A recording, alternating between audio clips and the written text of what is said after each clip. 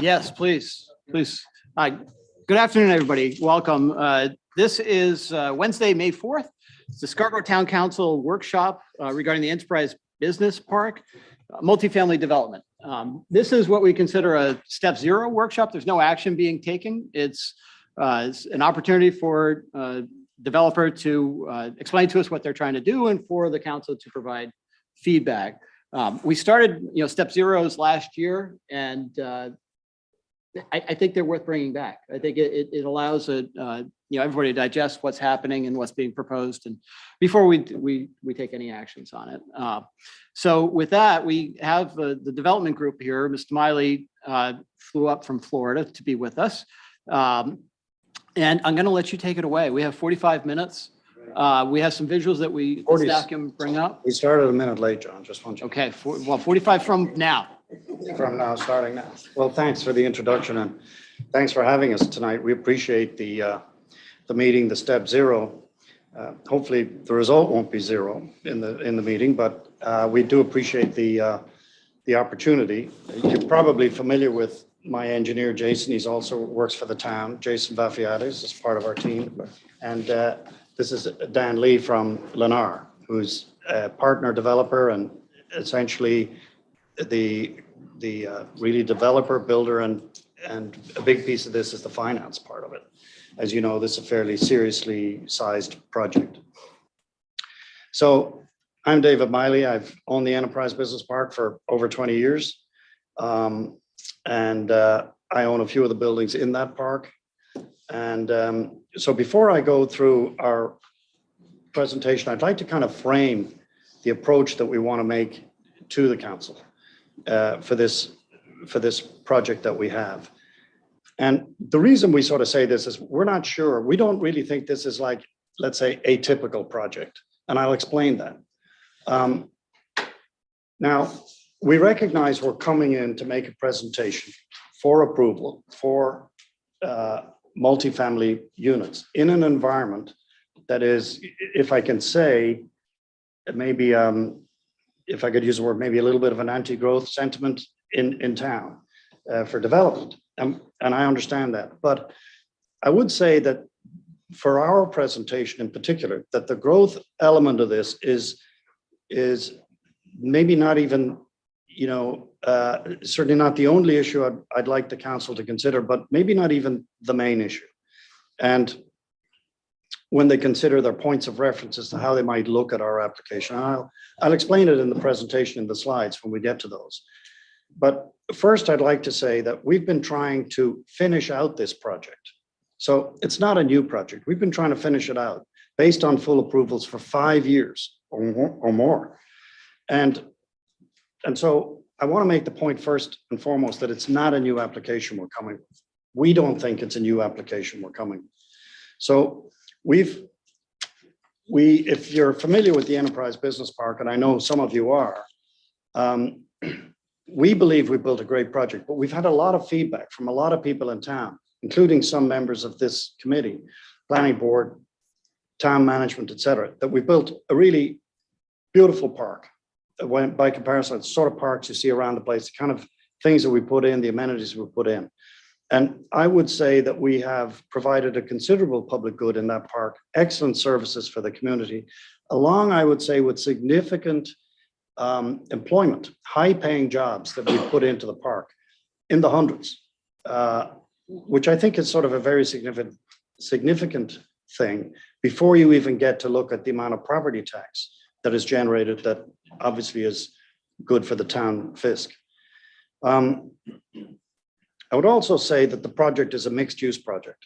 It didn't start out that way, but it is a mixed-use project now that is half-built, that doesn't have the mix yet. And it's located in the growth zone. The master plan has commercial and residential. And so we're essentially saying that we're coming here to ask you, can we complete the project that we started that is half finished? So that's the first thing. And if I could go to, have we got a clicker for the slides? You're going to help us out? So can I just go like next one sort of thing? So next one.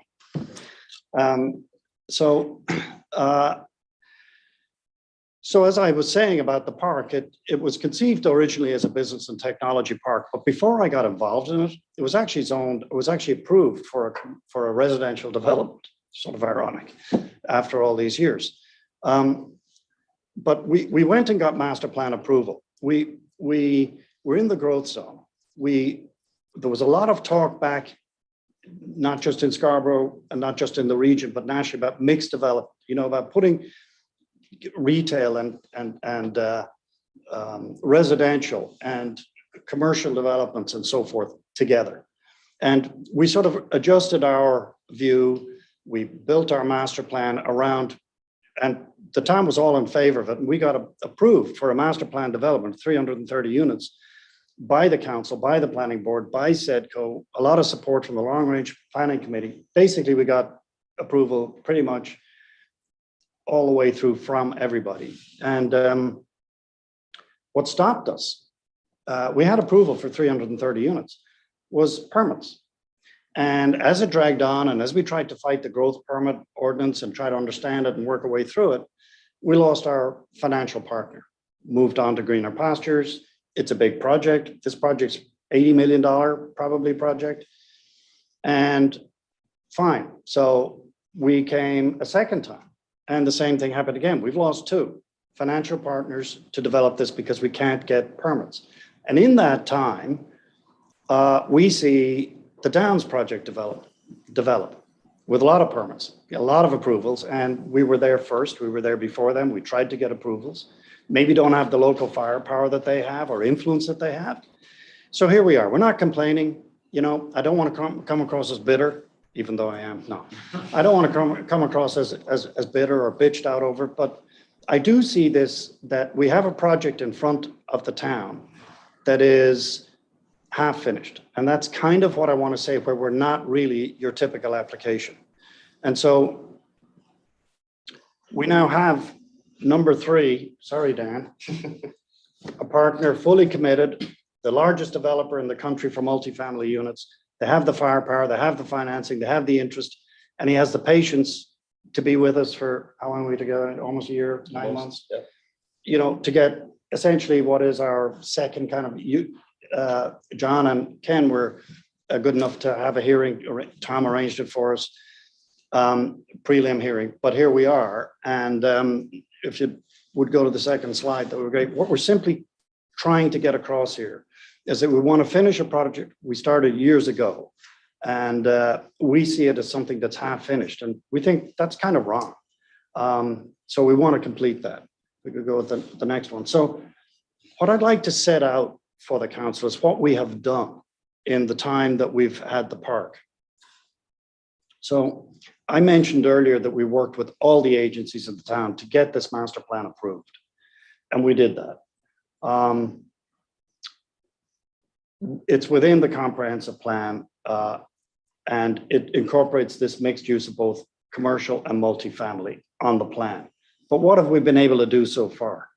We've built 300,000 square feet of Class A suburban high-end with medical, with professional, with research, with service industry space in a beautiful park, employing hundreds of highly paid people, high-paid jobs.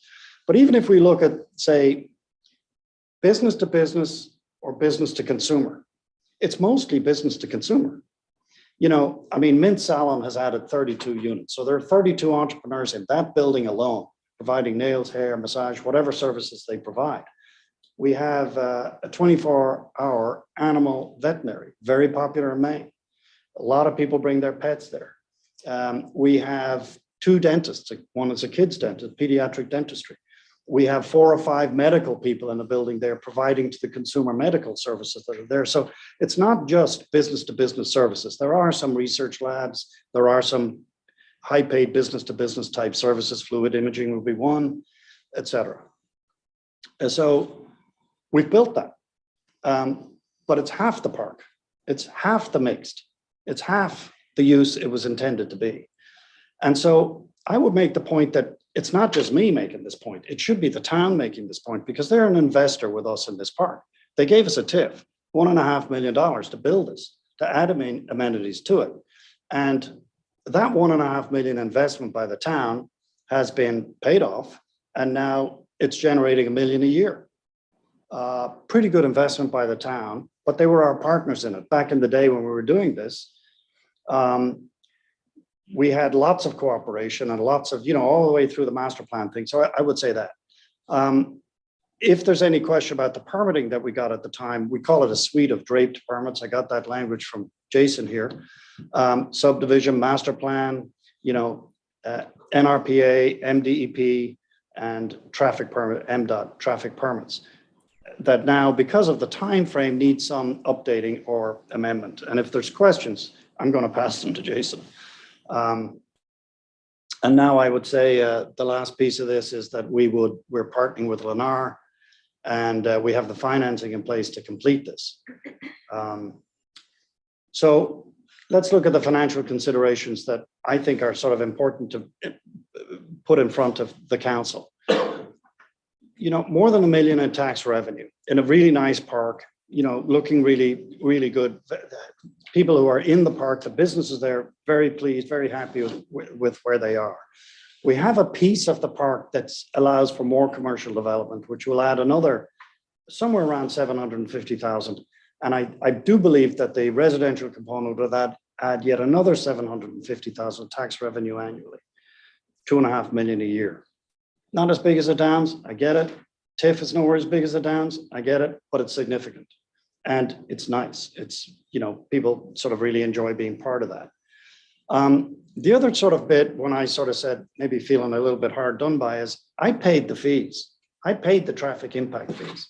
I paid the sewer fees years ago to complete this project and have been unable to do it because I can't get permits. But other people in town are getting permits. So maybe you can see if I do feel a little bit like, yeah, maybe it's not quite fair, then maybe you can see why I might even say that. And I sort of said I wouldn't bitch tonight about this because it's probably not the best way to turn hearts and minds, I suppose, with regard to it. But on that same theme, we invested in Oak Hill traffic improvements, Haggis Parkway traffic improvements, and completely rebuilt the intersection and the entry to Enterprise Business Park, but complete with mastheads, intersections, turning lanes, paid for it, built the whole thing. And that was to support the whole project, not half the project. So despite these payments, et cetera, we still have not been able to complete the project, despite trying 2 times when we had financing. We can't come here. I can't come here and ask for approval to complete this if I don't have the financing. I don't have $80 million to do this on my own in my pocket. So if it takes me a year or it drags on and I lose my partner who goes to some other municipality, other environments, or other wherever, then we got to dial back, start all over again. And this is our third attempt. So yeah, it's an 80 million investment, and maybe we'll go to the next slide. And so what are we trying to do? What is the mixed project? So as I say, it's in the growth zone. The 336, we were approved for 330, comes from mathematics. It's the style of the building, the number of units per floor, that when you multiply it out by the number of buildings gets you to 336 versus 330. Maybe somebody would ask, how come we went up in 6 units? But that's really the reason for it, because they're 3-story buildings, 24 units, 8 units per floor, with a mix of units there. And, Ken asked a good question, were these luxury at one point? And now I see something about workforce, housing, and how does that work? How do they work dovetail together? And I tried to explain a little bit what I've learned from Dan with their model, the way they're able to save funds in the way they build, because they actually have a building product, a number of building products, but they use them in certain locations. So let's say it's building product A. And maybe in the south, they wrap it in something that looks, facade-wise southern or eastern or western or whatever. But the floor plans, the architectural expense is basically similar. And so they put the additional funding in order to meet the threshold of providing rents at workforce rates into luxury amenities, appliances, finishes, floor finishes, and so forth. So it might not be increased square footages, but it comes across as luxury in terms of, let's say, amenities and finishes and so forth. It has a clubhouse with a swimming pool, full service, gym, what do you call it, for parcel delivery and collection, and all those concierge services and all of that type of thing that goes with it. It's pretty attractive. And they're designed for singles and couples and seniors. They're studios, 1 and 2 bedrooms, minimal or no impact, I'd say, on the school system, and proposed rents in the workforce housing range.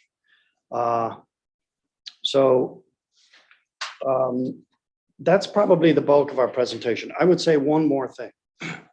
We went through the Appendix A about the types of things you need to hit to go through your, let's say, contract zoning or whatever. We think we've hit all of those that are certainly relevant to this, but there was one in there that's interesting to us, and that is, I would say, public contribution to public amenities, community services.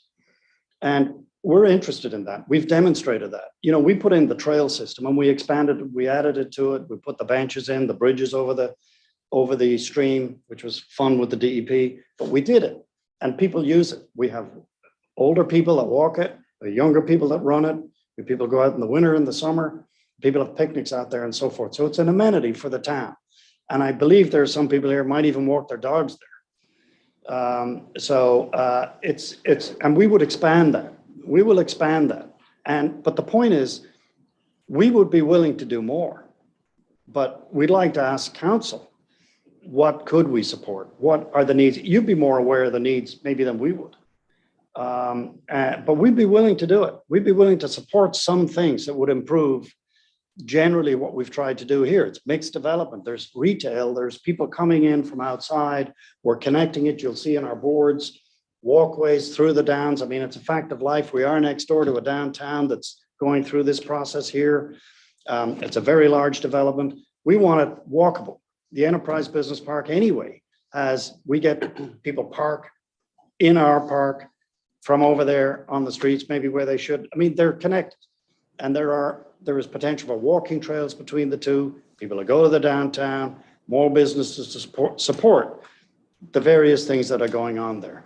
And so I think I'm going to be well ahead of schedule here, John. I'm impressed. So I've been talking pretty quickly. So we are respectfully requesting the council support to finish a project we started 5 years ago. We really started it further back than that. But the mixed piece of it that was driven a lot by town thinking, by master planning, by creating this project. And we're respectfully asking, can we get some permits? Can we get in as well as others? And can we do it this third time around while we have the financing in place?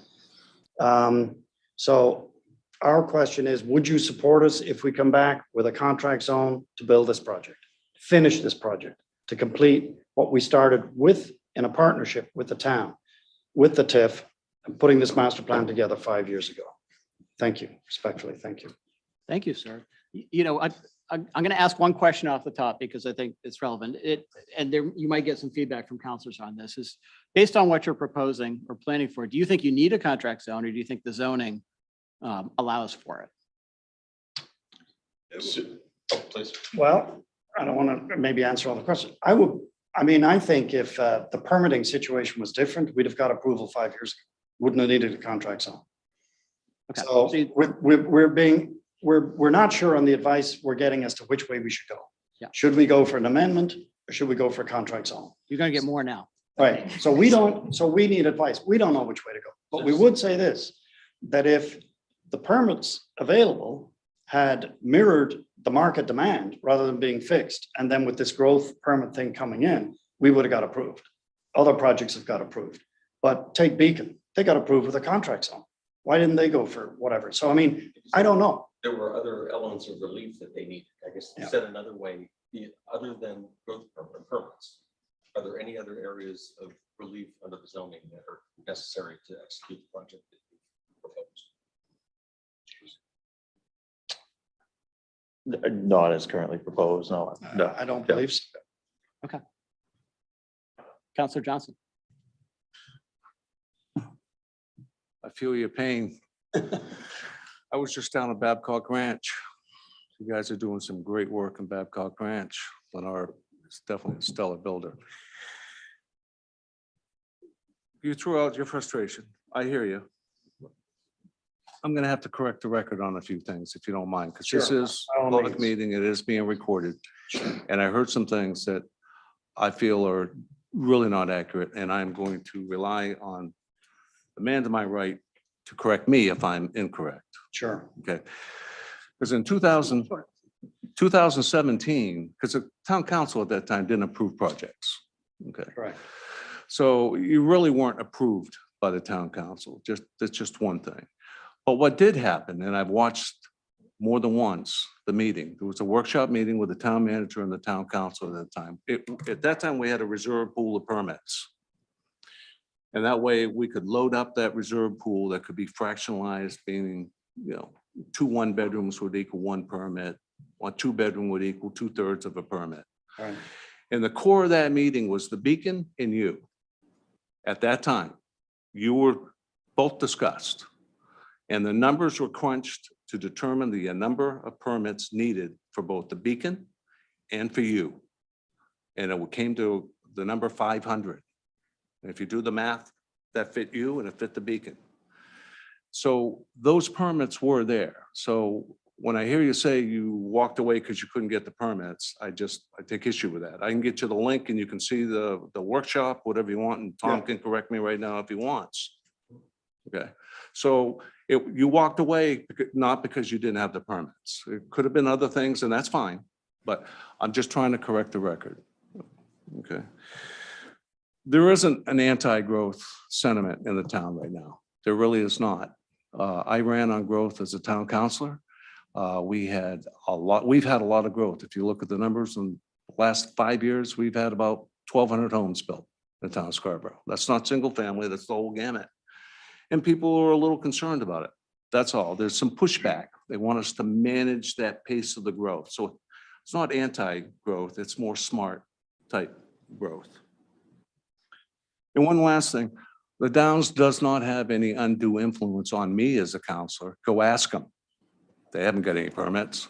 So nobody's getting any special treatment. The one thing about our GMO was we level set the playing field and set the rules for everybody to follow. So they're not an exception and you're not an exception. So those are just, I'm not barking back at you. I just wanted to, again, correct the record because I felt bad for you. Okay. Yeah. And that's the end of my comment, sir. Okay. Appreciate it, Ken. You know, Just to add further clarity, back in 2007, I believe it was, or 17, rather, January 2017, certainly your project, one of the earlier renditions was part of in the conversation or in the pipeline. Clearly, it was talked about, staff brought that forward very clearly, looking at a memo that was drafted and provided to the council at that workshop. And in fact, the council approved another 500 units, as was just mentioned. Those weren't assigned to anyone in particular, so they were generally available, I guess is the way I'd characterize them, but weren't assigned to any particular project. It just recharged that pool, right. and therefore they were available generally for anyone who would come forward and qualify. Yeah, no, I acknowledge that. The only thing I would say is that before those 500 were available, it took a long time. And during that time, we lost our partner. That's what's correct. So, Yeah. you know, we still, when we needed them, we couldn't get them. Any other questions? Wow. You want to walk us through your plans? You brought some nice visuals. Sure. Right. We do have those additional slides if that's helpful. Well, there's more there, but this might be helpful, This Dan. is good. Whatever you prefer, Dan. Whatever the council. This works, yeah. Sure. So this is a conceptual plan, obviously. As David mentioned, we're talking about 14 residential buildings, 24 units per building, 8 units per floor, 3-story buildings. So density wise, it's low density. So all surface parked with a detached clubhouse and swimming pool, amenities kind of concentrated in here, full-time leasing staff, management staff, maintenance, you know, so everything is professionally maintained. There you go. Thanks. This is not obviously exactly the way it's going to lay out. We still have a lot of due diligence to do on the site itself to maximize the locations of the buildings. But we'll get into that obviously with once we have a sense of how the council feels about whether or not we can proceed. Can I walk this way and still be here? Okay.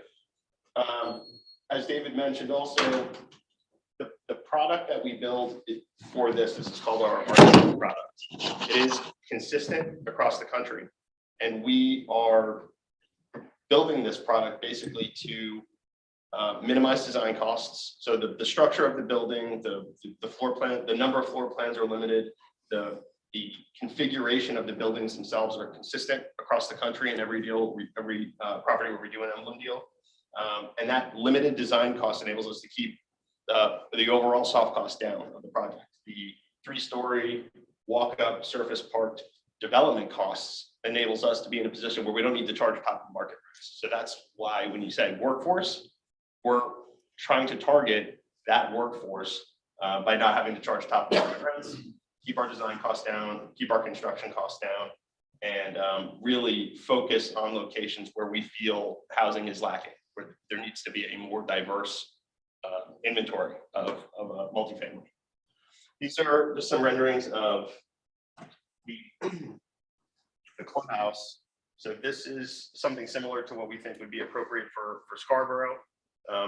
This, just like with the residential buildings, this is the same exact clubhouse in 3 different properties.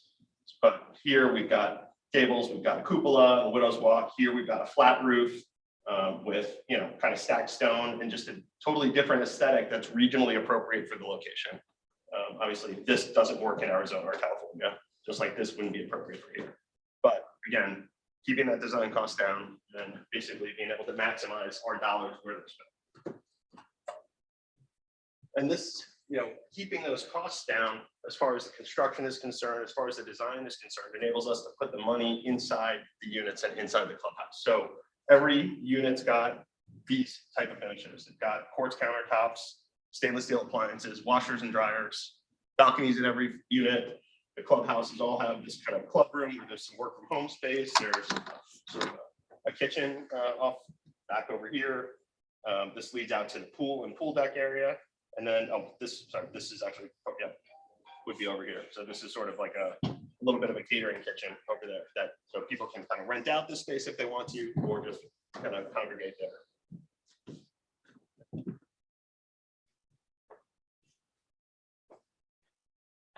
Thank you.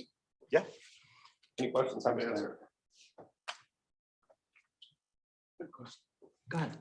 I think I asked you this before, but everybody should hear. Is there a phased approach on this at all, year over year, or is it, what's your time frame on this? For you, if you don't mind. No, we would propose to build it in one phase, but we would try to turn over the buildings as they complete. So we would have the first units available in 10 to 12 months, and we would finish construction in 24. And as each building completes, we would bring those units online. So we're not going to dump through. What We're would not be going the to dump total 300. duration then of your experience with the building? How many buildings are there? 14 buildings plus 14? the clubhouse. Yep, So what's the duration of probably that? 24 total months. 24? Okay. Yep. But we don't want to be in a position where we're dropping 336 units on the market all at one time, right? So we finish 2 to 3 buildings plus the clubhouse. That'll be sort of our opening Yep. inventory. And then as each building finishes, we would bring them online. How long do you anticipate the planning process to take? The- So getting, revising your permits, So I'll step in on this one. Yep. So probably 8 to 10 months would be from start to finish, and that would include all processes, right? So, and a lot of them run concurrently. So we would, I think under the current thinking, we know we need some sort of feedback and approval from the town council level, now whether that's just under the specific growth management ordinance exemption, or it needs to be a full contract zone, which may or may not include other things, which I think is something David's probably going to ask for a little direction here. But that process, it would be good for these guys because they wouldn't have to pay me a ton of money to do all this design work and get all these permits. And then, as you know, your contract zone process runs with the planning board process. So we'd have to do a lot of work there. But building all that in, I would advise them, count on 10 months from start to construction documents being issued. so 3 years from the get-go to when you're done, roughly. Roughly. Yeah. And again, using that consistent building design, we can get through that design process faster because we're not reinventing the wheel. We're using a plan that's already kind of baked, but just kind of adjusted for the unit mix that we're targeting. But it's not, a typical design process would take, let's say, 9 to 10 months from scratch to the point where you have, a full set of permit documents. We're going to be able to shorten that up a bit. Right. That will work with us because we're pace, GMO is about pace. So I'm asking you, what is the pace? The slower, the better, to tell you the truth, because you can spread permits over the years. You don't get them all at once and then use them when you need them. You get them when you need them. So again, let me ask, because I have already forgotten, how many buildings and how long do you think from, you break ground, that's when you need a permit. When you dig the hole, going up for the first foundation, you need permits. From there, I assume you build the building or a couple of the buildings, house them before you move on, or watch the market, how it goes before you move on or something. Yeah, that would not be how we would tackle it theoretically, because we would want, we're not going to finish 2 or 3 buildings and then start the 4th one. It's going to be sort of like a machine that kind of moves through. Okay. So while we're finishing out, the finishes on, let's just say building 3 and getting ready to turn that over, buildings 4 and 5 are already well into They're framing, going on. so that the trades that are finishing these last buildings can move right in. Okay. So you said, about in that, using that model, you'd be 24 months. Okay. Roughly. And doing it that way must reduce your costs so that you can provide more reasonable It's rents. it also, yeah, demobilizing is extremely expensive because you could lose your construction team, you could lose your subcontractors, you could lose all of those folks. And it also would hinder financing efforts where we would be very challenged to keep a capital partner who didn't know that we could finish the project for sure. And having, subsequent building permits be at risk. Now, as a national developer, you must have experience in other areas and understand the impacts of your developments on the community, things like how many kids to expect in the schools, traffic. Is that, information that you'd be willing to kind of help the town understand, either through the contract zone process or through an exemption process? If you came back to us and we had a more clear understanding of what the impact was going to be, I think that might make the decision a little easier. Happy to. Whatever we've got access to, I'm happy to share it. We also can undertake an economic impact analysis and have that prepared and show what our theoretical impact would be in both in terms of revenues and in terms of expenses, what our, our tax, base is likely to be, how much we need to contribute to fire, to, to all the municipal services that we would basically impact, and then also ultimately the schools. So we would be comfortable taking that on and presenting it to the council. April. So my comment, I guess, would be that if you did decide to go through the GMO exemption process, which it sounds like maybe a contract zone is not going to be required, a large part of that exemption process has become this discussion around public benefit. And I heard loud and clear that you're willing to participate in a conversation about what that public benefit is. I don't know that any one of us can define that, and what we're looking for necessarily at a given time.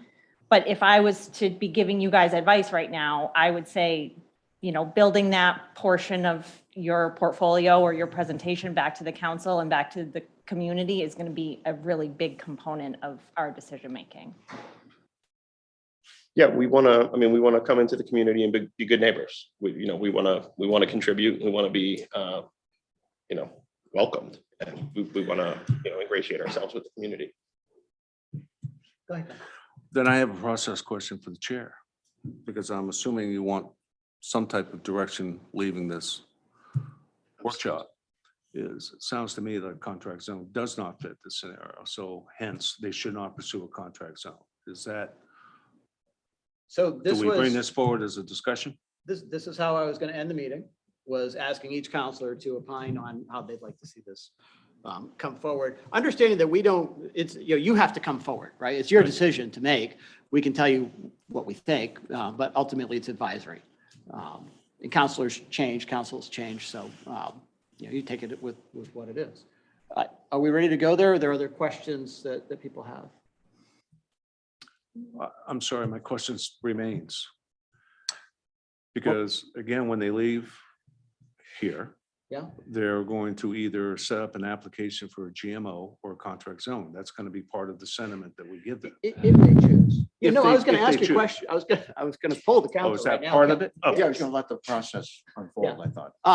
So I mean, with that, I don't know who wants to start. If we go from right to left, I think there's obviously, two potential paths. One is going through a contract zone, which is a little more involved. And the other is just an exemption. Mr. Meyer. John, doesn't matter. It's your choice. Yeah. It may, counselors may want to express their preference. Just say everybody here wanted to approve it and vote, hypothetically. Is it easier under a contract zone rather than under an exemption? So the contract zoning process is fairly well defined. It's also somewhat intensive, but the council makes the decision at the end of that process, the final decision. So it's based on, it's informed by the whole process, and that involves the planning board, and you'll know what your impact fees and all that stuff are at the end. The exemption process is, I'm gonna say it's less well-defined. We may choose to follow something similar to the contract zone process anyways, but it's, we don't have anything in ordinance that defines what that looks like. Okay. We're going through our first one right now. Okay. I'm going to beat this to death and they're going to get upset with me, but we have the planner here. Mr. Planner, what happens when we have a contract zone request, but there is no zoning attribute that needs to be satisfied? Have we ever done that in the past? Not to my knowledge. That's why I'm asking the question.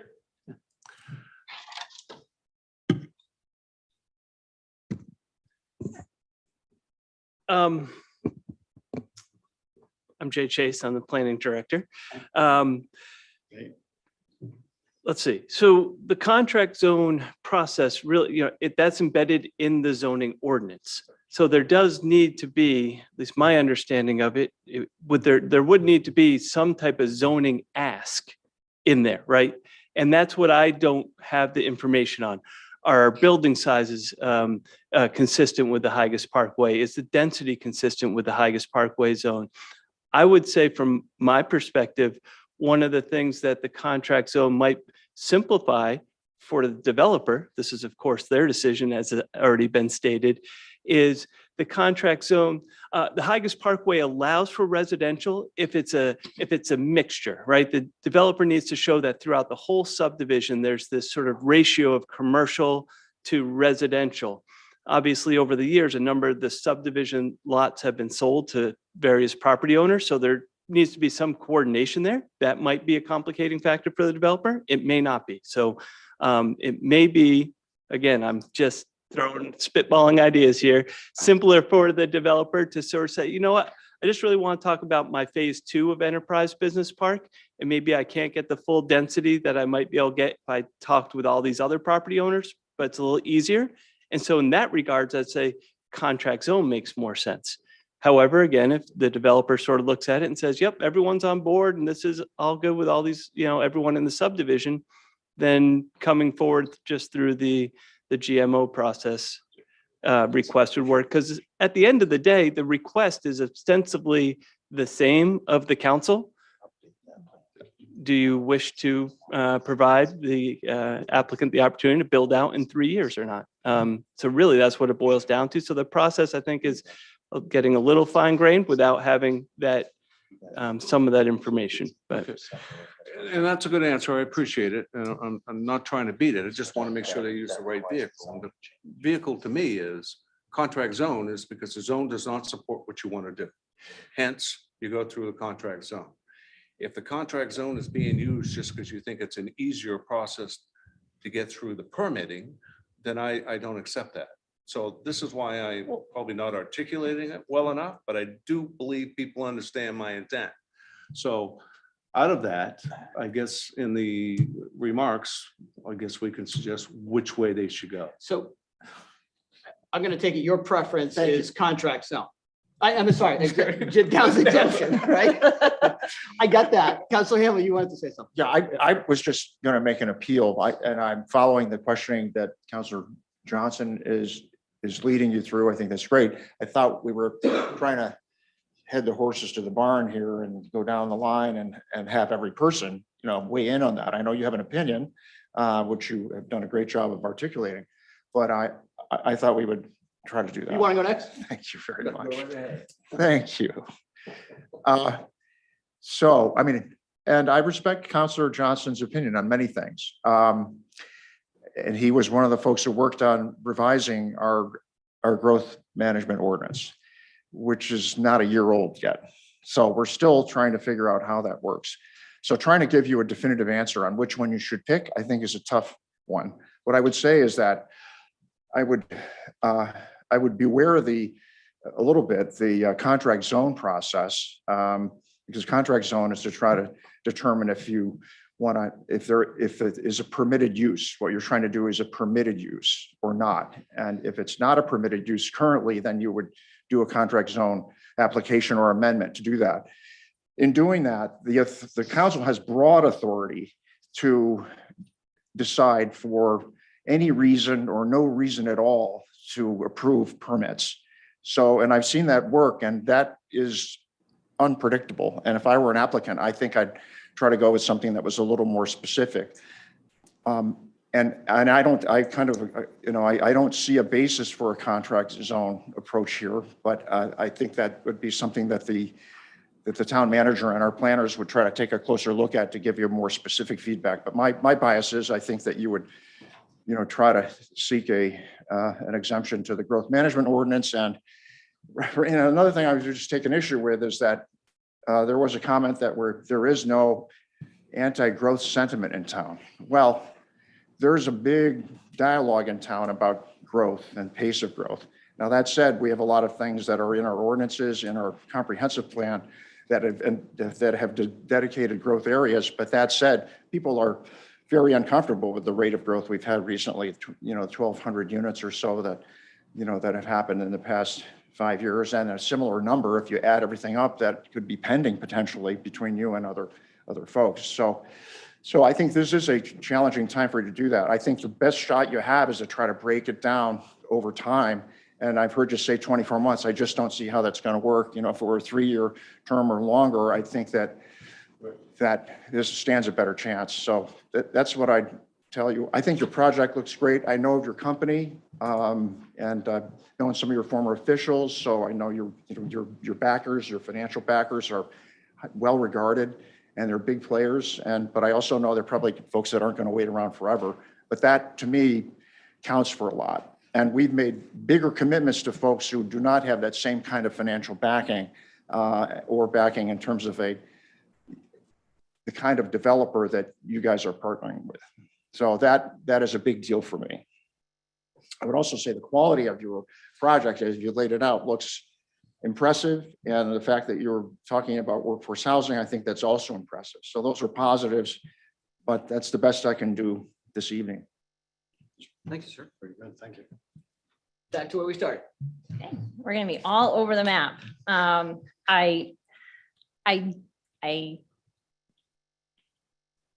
In response to Counselor Johnson's comment about the developer choosing contract zone or the exemption process, whichever benefits you guys, I guess I don't really have a strong preference, and I wouldn't hold it against you if you looked at the contract zone and said, well, we're going to choose not to operate within the current contract, and we're going to request a contract zone for these reasons. If you felt like that was going to be a better path for you, I don't have a preference which way the application comes forward. To Jay's point, the request to me is the same. We do need to tighten up our exemption, our GMO exemption process. And so I wish I could give you a more clear idea of what that looks like, but we are literally in the midst of our first request and, potentially our second request. And so I will just go back to my previous comment about public benefit and just the focus on public benefit. I also really like that you're talking about workforce housing and diversifying our housing. That's something that we talk about as a council frequently. And I think that this looks great. So I look forward to hearing from you guys some more, for sure. Thank you. So I just echo what Counselor Seither just said. I'm not gonna say which way you guys should go in terms of contract zone or GMO, but I am interested in further understanding the public benefit that you might offer. I think the concept of a clubhouse is great. If that clubhouse could be something bigger, that could be an amenity open to the rest of the community, that would be even better. Similar to some of the comments made about timing, trying to extend that timing would probably be more advantageous to you, as well as, I don't know if the 336 is set in stone or if there's opportunity to revisit that and see if there's some other alternative that might be advantageous to you guys that we could consider that could help advance things as well. I would also say that, I think there is a challenge right now for us to figure out with all of these projects in the pipeline, where does this fit? So the impact analysis that you mentioned would be really helpful to understand, what does that mean for your particular project, so that we can look at that in the bigger picture of all the other projects we have in our pipeline to see where does this put us? Does it put us past that tipping point where we need to make some investments in the town? Because again, I think we have a lot of projects happening right now. So that type of analysis would be really helpful for us to be able to look at and understand not only the benefit, but what does that mean for the schools and traffic and, population and things like that are going to impact services. So I feel like there's more information that I'd like to have from you guys. And again, I don't know which process is the best one for you to go through right now, but however you can provide that information, I think would be appreciated. Thank you, sir. From my perspective, if you don't need any other variances from our zoning, so if our zoning allows for what you're proposing, my preference would be to just go for the exemption. And to the point of public benefit, somebody executing on what you put in your comp plan and what your zoning allows for, following the rules, is a public benefit, right? And the zoning right now is based on our old comprehensive plan, but we passed a new one last year. When I read you're in a regional activity center, which is what we want to be our densest area of town. This would be the most intensely developed area of town. The regional activity area includes Scarborough Downs property as well as other parcels generally within a 1 mile radius. You squarely fit within that description. So this is an area that council and prior councils have decided we want to put our growth. And we want to do that so that we can protect other areas of town, right? So I talked to staff, talked to your consultants. If you don't need any exceptions, if our zoning is designed for what you're trying to do, ask for the exception. If, there are things that don't fit squarely, then contract zone. I think technically you need a zoning. You can't do contract zone unless you need relief from the zoning ordinance. That's what I was. Yeah, I think it's a legal issue. I think it could be. So when you're We're done. basically saying we need, Yeah, we're if moving we on need now. a variance, We've gone into the night. effectively, Right, so if what you're doing is not allowed under 405, the zoning ordinance, you need a contract zone. If everything is allowed, I think legally, they cannot issue a contract zoning amendments. It would be odd. Yeah. Yeah, fair enough. Someone could argue that it was falsely issued. Can I ask a Go ahead, question? sir. Sorry. So the questions of the timing with the 3 years or longer, kind of maybe giving some comfort. That you, I just want to confirm what you said before is that the permits start being, we would basically receive permits when we put a shovel in the ground? Is that basically when the initial permits would be released? So if you get an exemption, Yeah. no, you would be exempt from that process. You wouldn't need the growth permit. Right. Typically, if you were just going to try and pull a permit, you get it at the time you pull the building permit. Right. So I guess my question is, if we get, I know that we're all looking at sort of like a pie in the sky calendar, but would the permits be issued when we receive our approval from you guys? Or is it when we actually pull a building permit? 24 units in a building, they'd be issued in 24 blocks, if you will, building by building. As you pull the building permit? Yes. As you pull. That's Okay. so right now, the growth permit is a step before you get your building permit. The exemption would remove that step. So when you're ready to pull your building permit, you would go pull your building permit. Understood. May I suggest that Jay and I work with you and better understand how that timing might work? Sure. And then we can have further conversation around kind of process and which path is Just- preferable. Just one more question, because it's gonna come up for another project I have. Can you issue a growth management exemption, but key it over time, because you were saying it's just, so it's like, we'll exempt you up to 120 units a year or 180 units a year, calendar year. And just, if that's a give and take, that it gets to that conversation where, we need to spread this out. Can we line our Yep. permitting and construction schedules to meet that? Yeah, no, we can talk that through. I think that the challenge would be is if the second, let's say 120 unit, to use your example, approval was discretionary and we've got a capital partner and a construction loan. I don't think so. I don't think that's. I think we could lock that in and stagger it over Right. a period of time. Yeah. So this was helpful, guys. this is We very we helpful. only went 8 minutes over, so that's not bad for my track record. We're going to take a 2-minute recess and then we'll reconvene with our audit presentation. Oh, and I'm sorry, we do have somebody online who would like to make comment, and I'm going to allow it now. So Alexandra, you should be allowed to speak now, but I'm very new to this technique. Are you there, Alexandra? I am. Oh, go ahead.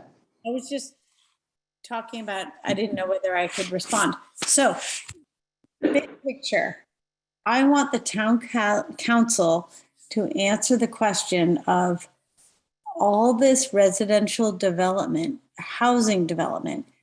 I need specifics, not right now, on what the benefit is, the cost benefit. Number one. Two, I think that this is a development that was pre-approved, but has now come down the path because it hasn't been actualized in the last 5 years in the midst of the Downs development. And I have great concerns about traffic, et cetera. And the last thing I want to express is the town should be putting efforts into open space because the pressure on our natural resources is grave with 300 to possibly if you combine all the projects, 1,000 new units in Scarborough. That's all I have to say. Thank you, ma'am. With that, I'm going to close this workshop. We'll recess for 2 minutes and we'll get back to work with our audit presentation. Thank you. Thank you, everybody. Thank you very Thank much. Really appreciate your time. Thank you all.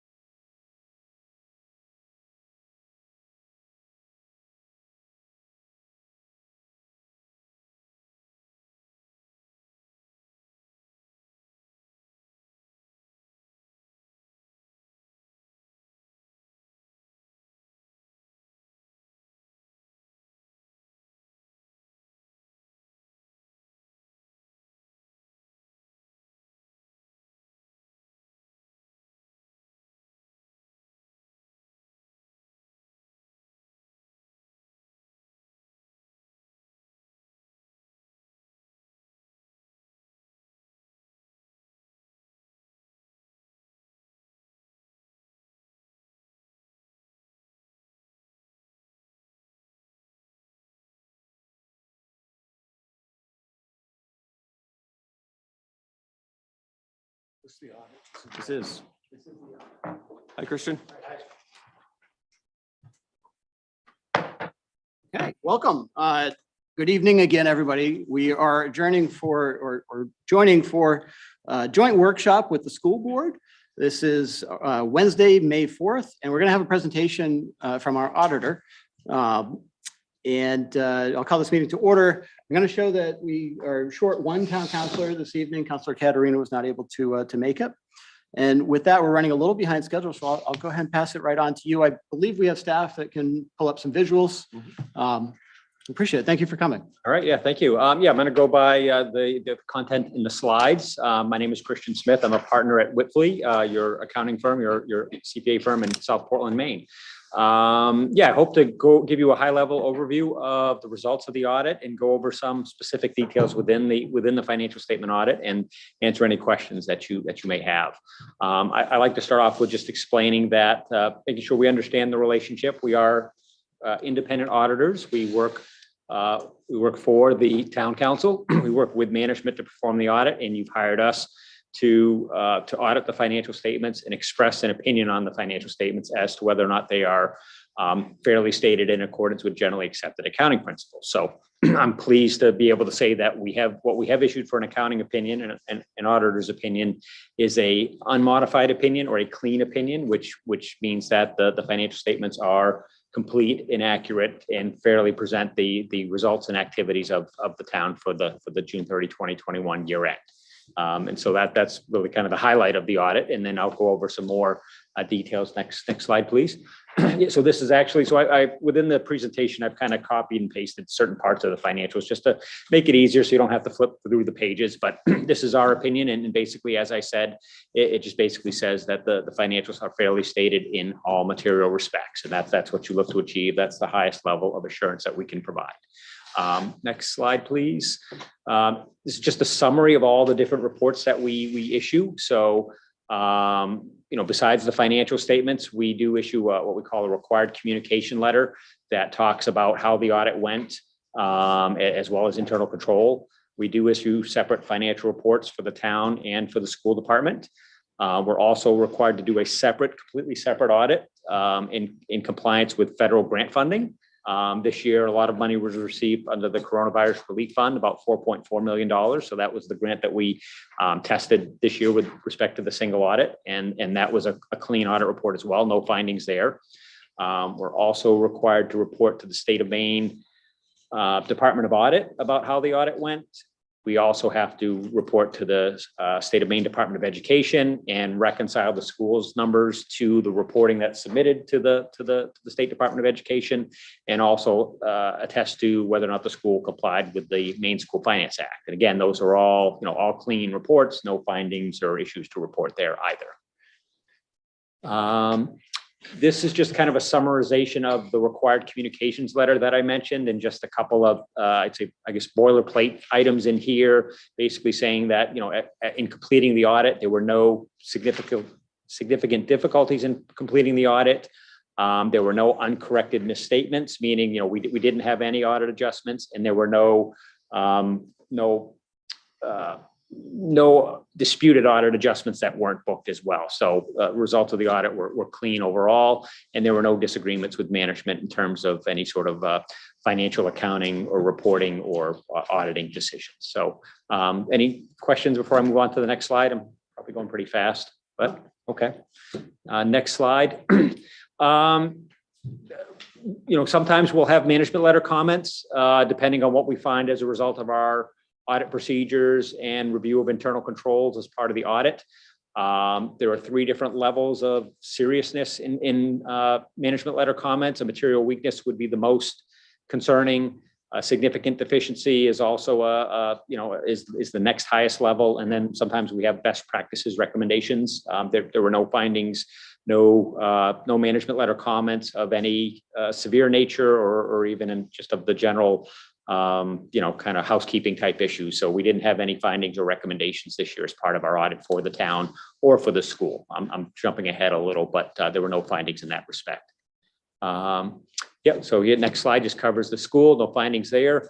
We don't have to spend a lot of time on this, but this is really just kind of an overview of what's in the financial statement content. There is, a lot of information in the financial statements. There is, 148 pages. And you do receive a certificate of excellence in financial reporting as part of the GFOA program.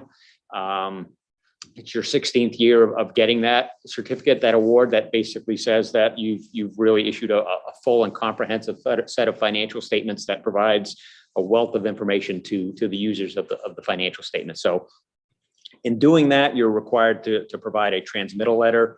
That's the first 11 pages, and that really just kind of talks about things about, describes, what's the community like in the town of Scarborough, and the business tax base, and just some non-financial terms, and just so people have an understanding of what it's like in Scarborough. Our auditor's report, pages 17 to 19, again, we've issued an unmodified opinion. There's also a section called the management's discussion and analysis, and that's a required section comparison of 1 year to the next. And if you were to read the financial statements, I would suggest starting there.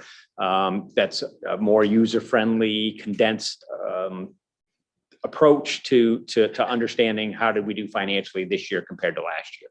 And then also with a financial statement, with a governmental financial statement, there actually are 3 separate sets of books, which which is required by the accounting standards. The top level is what we call the government-wide financial statements, and that's a full accrual basis. So it's set to mirror more like a business. So and if you're looking at that financial statement, it presents information about the town's, fixed assets, the buildings, roads, bridges, they're depreciated.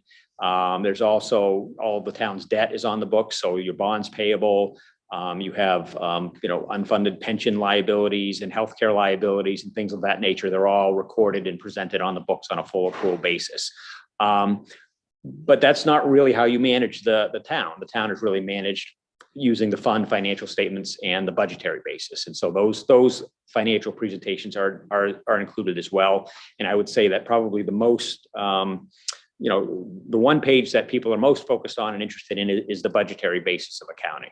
And that there is a budgetary schedule within the slides that we will go over. There's a wealth of knowledge in the footnotes as well. There's a lot of footnotes and supporting schedules to support what's in the financial statements as well. I think the next several slides after this one, are gonna have some charts and some other pictures of some of the financial data. So just as far as what was new this year, there was a new GASB standard that required us to move the school student activity funds from a fiduciary activity into a special revenue fund. Just kind of different placement within the financial statements, doesn't really change anything with respect to controls or oversight to it, just a different definition on how it's supposed to be reported within the financial statement. So it's treated more like a grant fund than a fund of the students.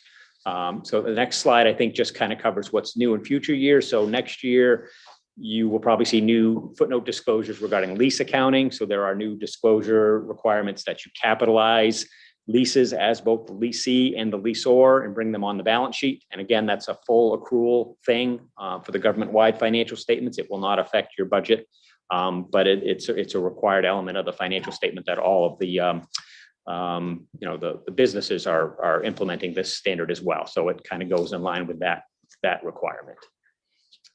So the next several slides are really just going to kind of show you how things have trended over the last few years and some parts of the financial statement. So this, you can kind of see the general fund balance has had a steady increase over the years. So from about 15.2 million at the end of 2020, it finished the year, I think, at about 15.7 million. And now this includes the town and the school department. And so you'll see the breakout of the town and school department in separate slides going forward. So there was an overall increase in fund balance. This is looking at what is the town's percentage of unassigned fund balance as a percentage of the total budget. We've compared this to other communities that are close by, that are close by and maybe similar in terms of tax and revenue base. The information for towns is more readily available, published on websites. So it's easier to find this information for a town than it is for a school department. But you can see that the town's unassigned fund balance is at about 7%.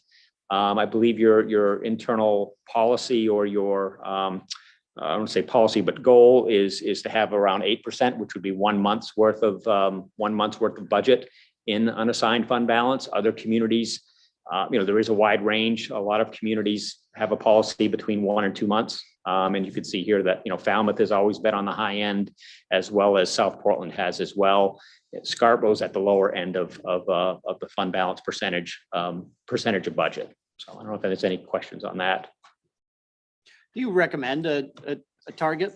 I think just that it's really no different than what, the bond rating agencies will tell you. It's, probably 1 to 2 months is the range. I mean, we've got some that are that are 16 to 18% and some that are in the lower 8 to 10%. It's really just it's really a management decision in terms of, how much do you want to hold in fund balance and how much do you want to have in your pocket versus taxpayers' pocket. So, there's a balance there in what your needs are. I'd just like to hit this point quickly, and I'm pleased that you raised this early in your presentation. We have a goal. This is kind of crazy thing that, so we've really not consistently hit 10%, which is the target. Okay. If it drops below 8%, then we need to do something about it. It's not to fall below 8.33%. And then if it falls below 8.33%, we're supposed to do something about it, but we can't do anything, in terms of diverting funds unless there's an excess of over 12%. So, I mean, we've got this fiscal policy that triggers, but then it doesn't give us to work with. So the fact that it's so low, I think, is a problem, and the fact that we haven't really heard about it that much in the budget process this year is a problem. So particularly if we feel that we're going to have some favorability this year and be able to hit most of our goals, I think we need to look at how are we going to fix, maintaining a healthier unassigned fund balance.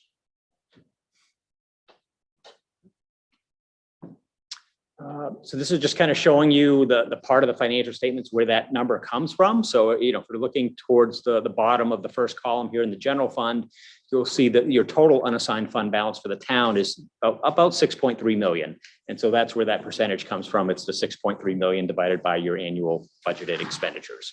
And you can see the other components in here as well. You can also see that, the education department has its own lines for fund balance, and they've got restricted fund balance of about 2 million, as well as an additional $1 million of fund balance, which is labeled as assigned. So for a total of $3 million. So out of a total of 15.7 million in fund balance, 3 million is the school. The remainder is the town, split between unassigned and assigned and committed fund balances. So some of that money is, it's been earmarked for other purposes, and that certainly could change at the direction of the council, which would affect your unassigned balance. But that's all, certainly a matter of management decisions. Is that how you usually see municipalities increasing or decreasing their fund balance by either changing what's committed, or do you see them budgeting? It's replenish it? It's usually more by budgeting, because usually the commitments are usually kind of consistent from one year to the next, and it doesn't change a lot. And then if I may, the other issue, not issue, but point I'd like to bring out is on the assigned education, the second or third from the bottom there of $1,030,000.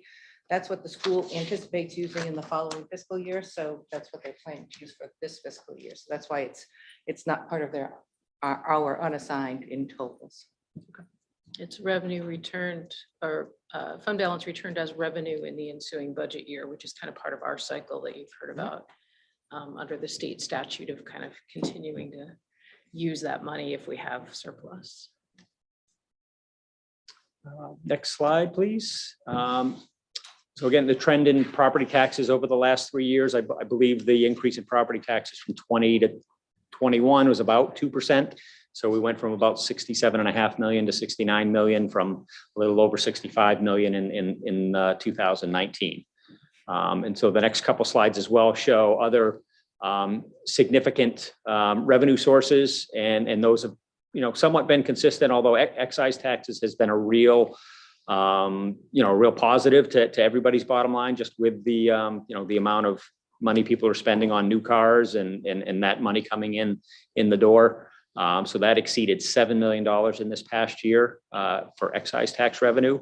And you can see also a favorable increase whereas, probably a couple years before this year, state education subsidy and state revenue sharing had been on a downward trend. And now you can see here from this chart, there's been an upward trend. The state has allocated more money towards those resources in recent years to help supplement towns' budgets.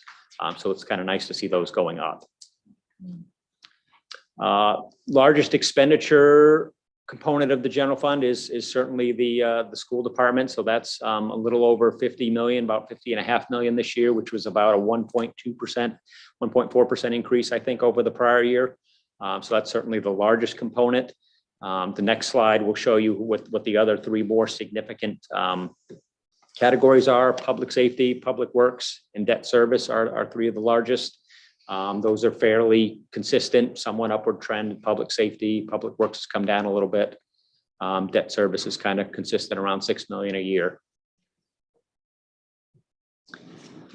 So this just really kind of shows you the budget to actual for the general fund.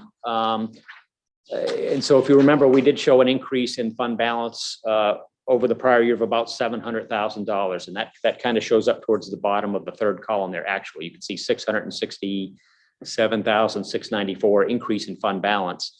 And, so that, revenues exceeded expenditures. And there were a lot of positive results on the revenue side. If you're looking at the taxes, the $872,000 favorable results in taxes is entirely related to excise taxes. It was like $1 million over budget. So that's pretty significant. You know, and looking at intergovernmental, I think that's all the state, that's the state revenue sharing component being up in that category. Unclassified revenue was down over the prior year, and I think that was mostly community services had a decline in their revenue stream. And then on the expenditure side, you can see for the most part, there was savings in every category except for general government, with the education department showing the largest savings over budget by almost 3 million. And that's something I've seen that's been very consistent among all the schools we work with, is they've all seen very, very large surpluses in the past 2 years and have increased their fund balances. So that's been I'd say very consistent and noticeable with all the schools we work with. This is really just kind of to highlight, you know, when we talk about the $600,000 increase in fund balance this year, how it was broken out. So the school actually increased its fund balance by about $1.7 million, and the town's fund balance actually went down by about $1 million. And that's how it played out. It's important to understand too that's actually how the town budgeted it, because when Ruth mentioned the carryover for the school for next year, well, the town also had a carryover in this budget year as well of almost $1 million between the carryover and unappropriated funds that were carried over as well. So that kind of pretty much played in line with budget, I believe. Isn't it true, though, that the, I mean, it's good news that they're increasing the fund balance, particularly on the school side of things, but isn't a lot of that driven by stimulus funding, state and federal funding, that would be, an impact for a year and then it goes away? Yeah, I mean, there were, well, yeah, I mean, the stimulus funding is not supposed to, take the place of planned local funding. I mean, so there were specific expenditures for that money, but yeah, I'm gonna help out with go that ahead, a little yeah. bit. I think, Counselor, that the biggest savings, if you will, budget to actual that we've seen in the past 2 years, both last year and this year, have been more in reduction of programs. When we shut down in FY20 in the springtime, we stopped doing a lot of the things that we spent money on. There was no athletics, there was no transportation. So that combined with the hybrid year in FY21, where we cut back on a number of our services, and the inability to hire folks. So we had really high surpluses in some of our salary and benefit lines. That was really more of a driver than having that federal money, because as Christian says, that was really earmarked for other things. One could expect, though, that as we restore those, that would, that surplus. I do not expect to generate that kind of surplus again. Fair enough. Maybe if we have some other crisis, that would be great, but that's not how we want to do it. So yeah, the remainder of my presentation is surrounding the school, but we can certainly jump back into any other questions you might have on the town side of things as well. But so we do issue a separate school department report. It's a little different in that, the school department it's a department of the town. So it doesn't have all the same financial requirements as the town does. Doesn't have the management's discussion and analysis, doesn't have the full accrual basis of accounting, but nonetheless, we've still issued what we call an unmodified opinion on those fund financial statements. And so they're, probably a little easier to get through and understand just because of the nature of it. So next slide, please. Here's our opinion. Basically reads the same as what we looked at before with the town, saying that the financial statements are fairly presented in accordance with generally accepted accounting principles. So that's what you look to achieve. And so this is kind of just showing the general fund budgetary basis fund balance for the last 3 years. So you can see a very large increase from $500,000 in 2019 to 3 million in the current year. And I think you'll see on a slide coming up as well that the town of Scarborough has always been on the very, very low end in terms of school department fund balance. It's always been very, very tight, very razor thin, I would say. And so now the fund balance is at a point now where it's in the range of what I guess I'd say is maybe more normal or more allowed, or maybe more healthy even. But you can see there's a wide variety here in results with some of these other communities that we do work for. I picked other communities that have similar sized budgets, budgets in the $45 to $55 million range. They're not all the same, demographics necessarily, but you can see that, Scarborough is at 4%. The state allows you to carry over 5% of unassigned fund balance in a given year. However, you can see there are other communities that have a much larger fund balance percentage, and the state will work with them. I mean, it's really not an issue to have more than that 5%, but they do want to see you work that down over a period of 3 years. RSU 21 is Kennebunk. They've always been really high, and they've actually worked that number down quite a bit. It was over 20% a few years ago. Westbrook has always been really tight as well. But other communities, like say Sanford, definitely their fund balance has increased, and MSAD 17 as well. Those have basically doubled probably in the last year or 2 years at least, for the same reasons that Kate talked about. So this is just kind of showing you again, similar to what we saw with the town, the carryover fund balance of $1 million. So that's what they're looking to use for the 2022 budget. And on this particular presentation, we're showing $2 million as unassigned general fund, which is basically just earmarked for the school. And so that's what that 4% calculation is based on as a percentage of total budget. And again, I think that's a pretty healthy number. So major expenditure trends. So you can just kind of see here with the school department, regular instruction's the largest, special ed, debt service is the third largest, just kind of slight increases over the past 3 years. And this next slide shows you the budget to actual. So you can see how did things fare? On the revenue side, things were pretty consistent. A slight results were unfavorable to budget for revenues, but the biggest contributor is just, all the expenditure lines spending significantly less than budget as a result of, cost savings from not being able to fill positions and not having activity. So that's where the lion's share of the school department's increase in fund balance is coming from, is the expenditure line and saving money there. And that's all I have for a presentation. And certainly can entertain any other questions that you might have. Thank you, Christian. Any questions from the council or school board? Thank you. That was very informative. I do have one question. Councilor Hamel. Thank you. How many years have you served as our auditor? I'm going to say about 14, maybe, right Okay. around 13 or 14. Right, so I want to thank you for that time. That's got to be some kind of record. So Right. what's the guideline though for, and is there a best practice in terms of auditing? I know in some industries, there's a requirement that it be rotated every certain number of years. So do we have a policy on that, or should we consider one? The appointment is the council's appointment. In fact, we've gone out through an RFP process, and Whitley no longer will be our auditor. So we'll have a new auditor starting next time. So I think that might be a good thing for us to talk about as a council, also as a finance committee, some kind of policy, maybe while we're tightening up our unassigned fund balance policy, and to at least have a guideline for what we ought to do. But thank you for the many years that you've supported us. There was one question that, one last question I had, and I was kind of prompted on this by a prior finance committee meeting in which I think was Ken had asked,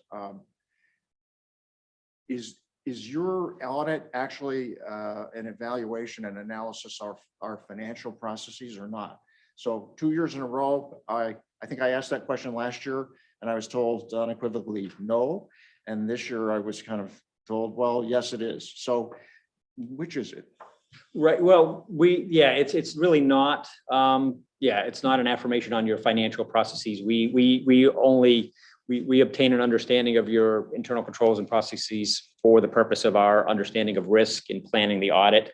And so, as a result of doing that work, we,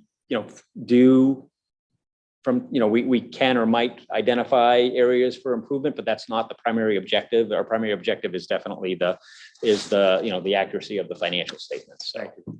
And then, so it's a service that you provide, but it would be a different service. And my guess is we could consider retaining an auditor or some other financial services company that does consulting that offers that kind of thing. Right, that could be something like we have people in our consulting group that they call it organizational performance. And they'll go in and they'll do a whole study. And that's really, I know they have a lot of experience in doing that with nonprofits and some businesses, not so much on the government side, but that is something that can be done. Great.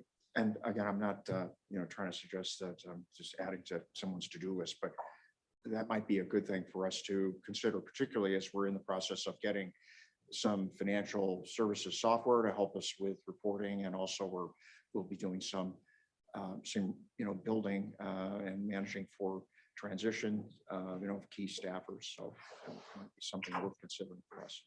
Thanks very much. Yeah, no, I want to thank you as well. I mean, it's been enjoyable to be able to serve you for the last 13 or 14 years, the community that I live in. So, it's been a good relationship over the years. So I do appreciate working with you. Just as an aside, and I thought I'd say this while Christian's here, we've enjoyed a great working relationship. When we went out to the marketplace to find new auditors, we were quite surprised. Well, we shouldn't have been, because this is a trend happening over the last several years.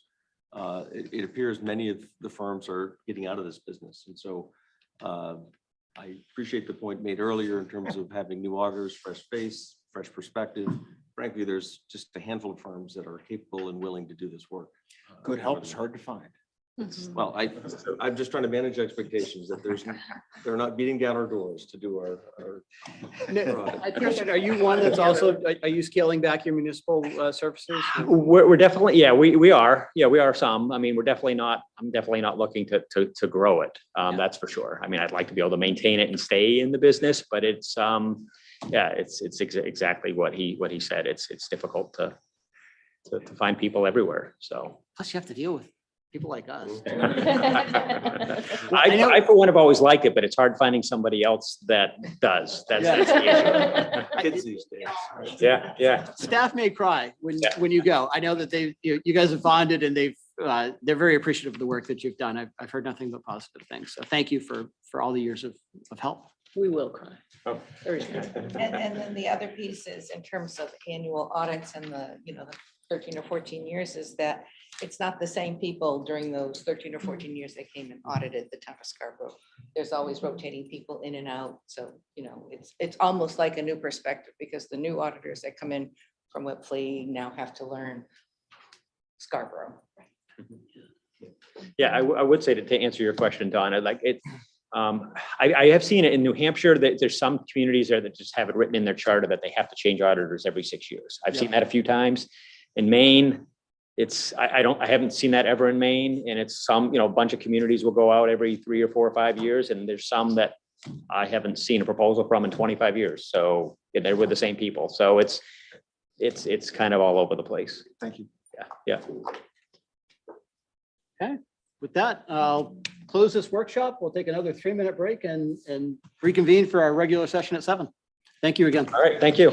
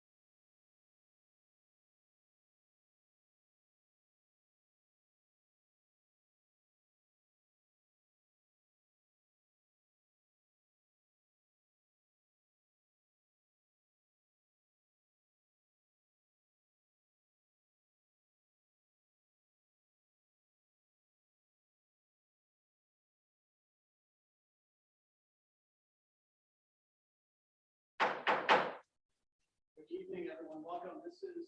Sorry, good evening, everyone. Welcome. This is our Wednesday, May 4th, Town Council regular meeting.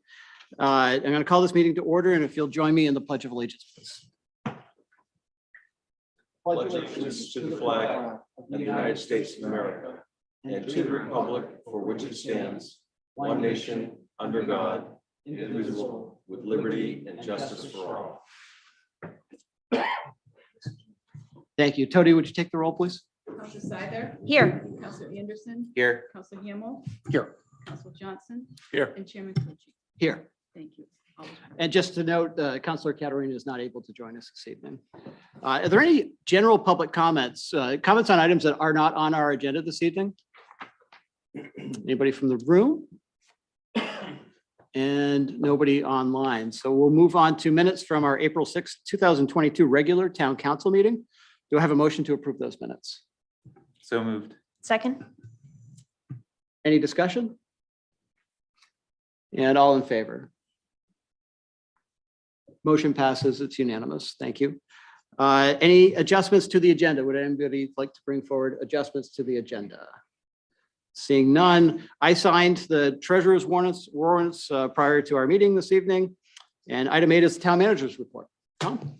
Thank you, Mr. Chairman. I do have a number of things to report on, just having missed a meeting. It's been a busy time for us here. I'll just mention budget briefly. That's certainly been a preoccupation of staff and many people behind the desk here as well. Perhaps the finance chair will speak to it a bit further, but we are proceeding through the review process. I believe our last scheduled review is next Tuesday, and the council's on track for considering the budget and second and final reading on the 18th of May. Though the finance committee did not accept any of the proposed recommended changes, I would characterize things as trending in the right direction toward some of the goals the council set out at the beginning of that process. And I'm meeting tomorrow morning with the finance chair to perhaps talk about the final steps, how to get us to that landing spot. I do also want to mention to the council and to the public, it seems like this is reoccurring for the last 18 months or so, but I do have 2 department head recruitment processes that are underway.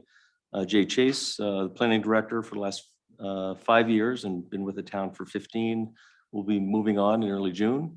And for anyone that's paid any attention to town council affairs, Jay is a fixture in these chambers and is just a tremendous resource to me and I know to the council as well. So very important position.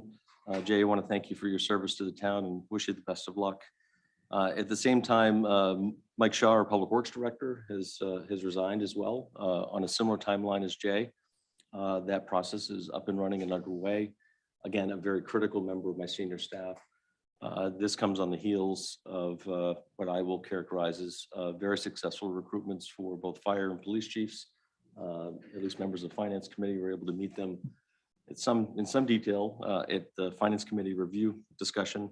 So I like my chances. I think Scarborough continues to be a very attractive place, presents tremendous professional opportunities. So I like my chances, but I'll feel much better once I make those selections. So that will be going on through the spring and early summer, I suspect.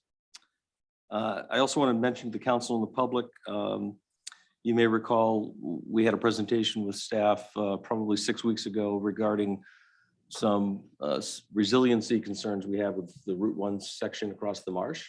And we did apply for a Community Resilience Partnership Community Action Grant through the governor's office and had been awarded about $50,000 in grant funding.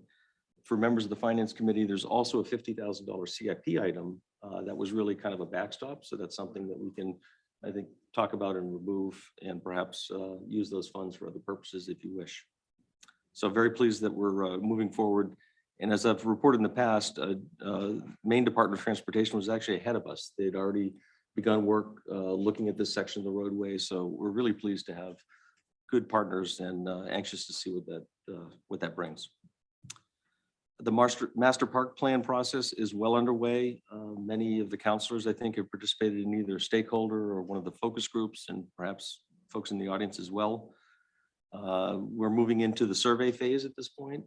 I know staff and his advisor, Todd's advisory committee has been working with a consultant to devise survey questions that will be going out within the next 2 weeks or so. And I believe, like we did with the community survey, initially to ensure the statistically valid survey, there'll be postcards going out to kind of a random sample of town residents with an invitation to take the survey. Once that closes, then there'll be an opening to the general public, and we'll certainly make sure to advertise that broadly. Also pleased to report the Army Corps of Engineers have landed in the Scarborough River and are actively dredging the most urgent part of the river, which is the mouth of the river. This is an area that has had significant shoaling over the last several years. For anyone that's looked out into Saco Bay at low tide, you can almost walk all the way to the Trout's Neck Yacht Club. There's so much sand that's an accretion that's occurred. So the Army Corps, to their credit, recognized a real hazard to navigation to come and go safely from our harbor and mobilized one of their own dredges, which is something I've never seen before. Typically, they use private contractors to do this work. This is actually a federal government dredge. This will focus again on the most acute parts of the river and intends to remove about 30,000 cubic yards of material with at-sea disposal at a designated disposal site in the bay just off Old Orchard Beach. This will be about a 2-week, 16-day operation, 24/7 operation. I believe they have 3 crews that rotate through this dredge. And if anyone wants to go down, you can certainly see it in operation.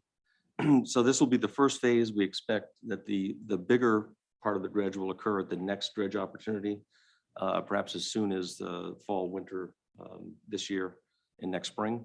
And that will look to remove about 100,000 cubic yards all the way up the river and into and around our mooring fields as well.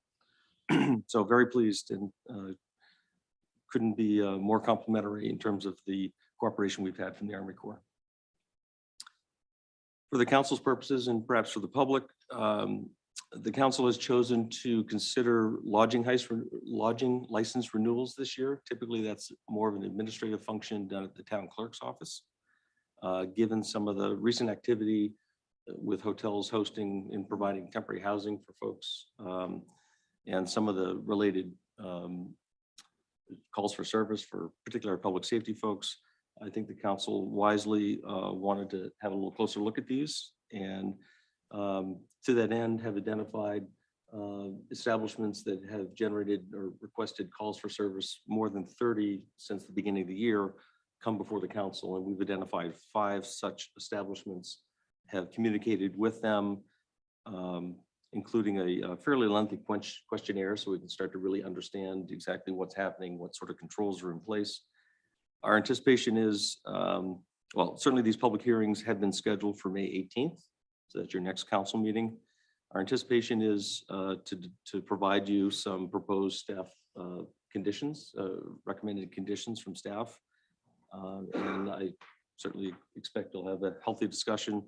And it's very likely that many, if not all, of these license holders will be present and perhaps want to address you and available for questions if you have some. Lastly, I just want to report on kind of 2 things that I've been involved with right along over the last 6 or 8 weeks. As the council's aware, I've been designated to work with the Downs, the Crossroads team regarding their request for an exemption to our growth management ordinance. I believe the council chair has kept the council fairly up to date in terms of what's been going on. I must admit, over the last 3 or 4 weeks, we really haven't met. There was some vacations on both sides, and so there really hasn't been much movement.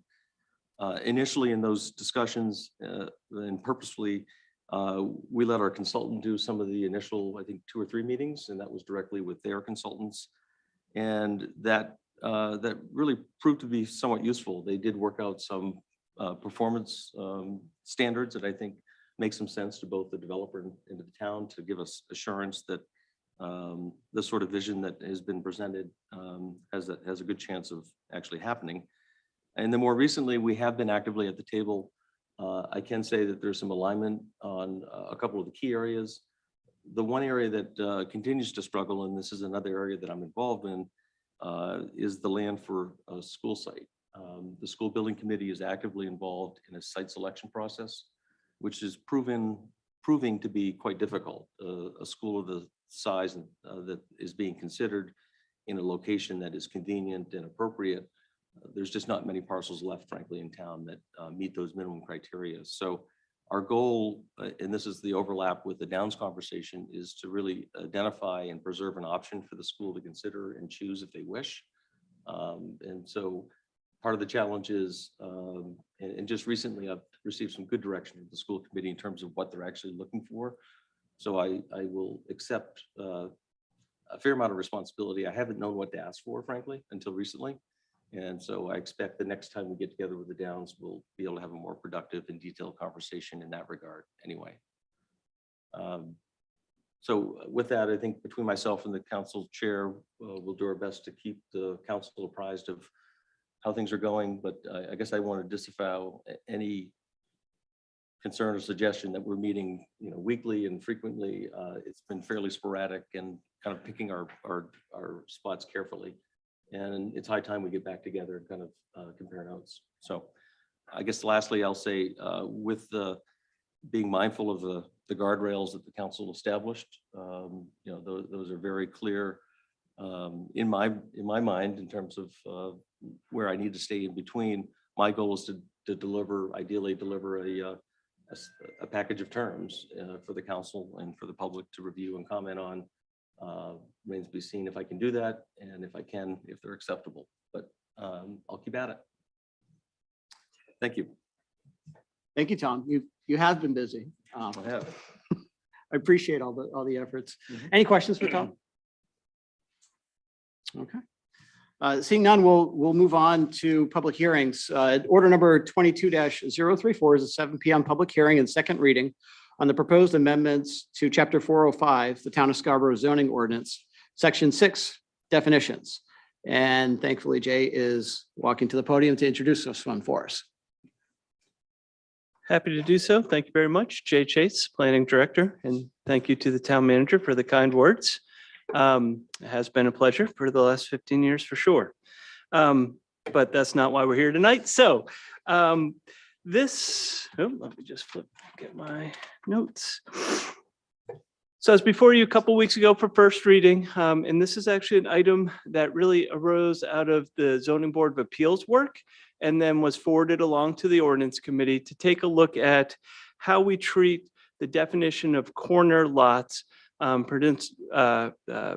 principally for residential zoning districts. Really just by way of background, Zoning Board of Appeals identified that, there's a number of applications that come before them every year that felt a bit onerous, put the property owners sort of at a disadvantage that maybe they didn't need to be at. And, frankly, just put a lot of effort or time and energy and resources towards something that really could maybe be looked at and cleaned up. And so that is what is before you. And it's really about the way the current ordinance reads is that if there's a lot that has frontage on 2 streets, each yard that property abuts the street on is considered a front yard. And our front yard setbacks are generally much larger than our side and rear setbacks, which are typically in our residential zones, 15 feet. And so that's really what is before you, that now there becomes one principal street in these situations, which carries that front yard setback. And then the other street has becomes considered a side yard and has a lesser setback. Subsequent to your first hearing, this item went to the planning board for a public hearing on the 25th. And actually, as part of that process, through public input, we identified that there was a bit of an administrative error in the drafting. The language as was originally brought to you at first reading was overprescribed. We didn't really sort of differentiate the fact that this is really intended for our residential districts. So you do deeper in your package have a second bit of language that has some blue language. And it really identifies the fact that, the corner lot provision I just talked about is really for these residential lots. And so staff and planning board, and as you'll see in their minutes, are hopeful that council will consider making an amendment to the original motion to include the additional language that I see has just been brought up. So I'm happy to answer any questions, but that is my overview. Thank you, Jay. That was very thorough. Are there any questions? Counselor Hamel? Yes, can you help us figure out which is which? I'm assuming the blue highlights are the new ones. Blue is new. Thank you. Yes. Are there any members of the public that would like to speak to this item? Liam, can you see online? Does appear to be one. Alexandra, I'll allow you to speak. Alexandra, you should be able to speak now. Hi, I live at Black Point Road. I have a property that abuts 3 roads, so we have 40-foot setbacks on all 3 sides. In other words, we have 3 front doors. This is one of those things that seems ridiculous in the permitting situation, especially since all the other houses on our lanes at least have 10-foot setbacks, not 40-foot. So I'm just bringing forth our property that is one of those unusual cases. And it's also in a clustered housing place. And my comment.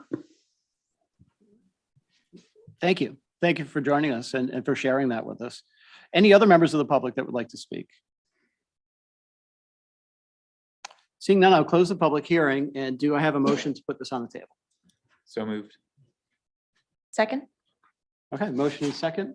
Any discussion? Seeing none, I know that Councilor Hamel is going to introduce the amendment that Jay just referenced, which would be the blues, The blue language. Do you want me to read it or? however you choose.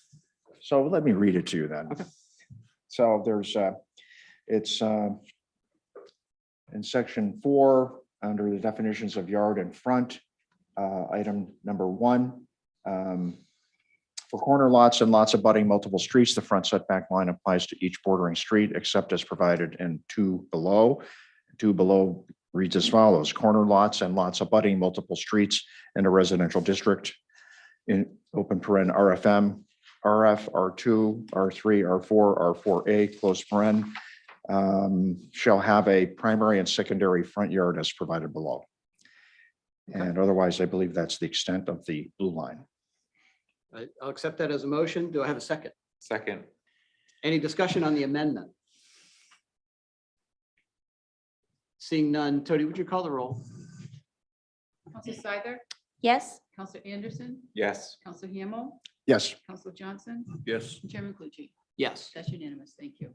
So we're back to the main motion as has been amended. Are there any further discussions?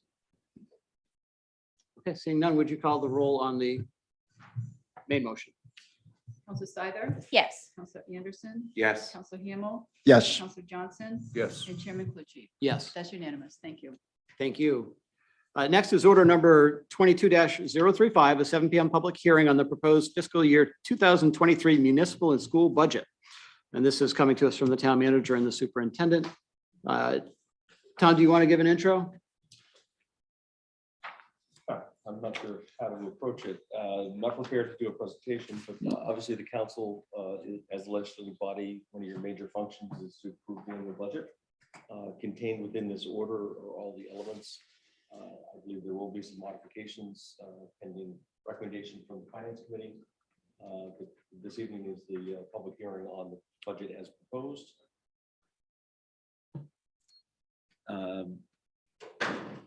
Which I'm sure members of the finance committee will be interested to hear, take public comment. We really haven't had much of any at the review session, so all of this certainly helps them, inform them in formulating the final recommendations.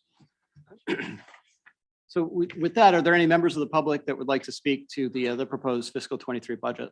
Come on up. It has been pretty quiet for budget season. I'm Susan Hamel, and I live on Bay Street in Pine Point.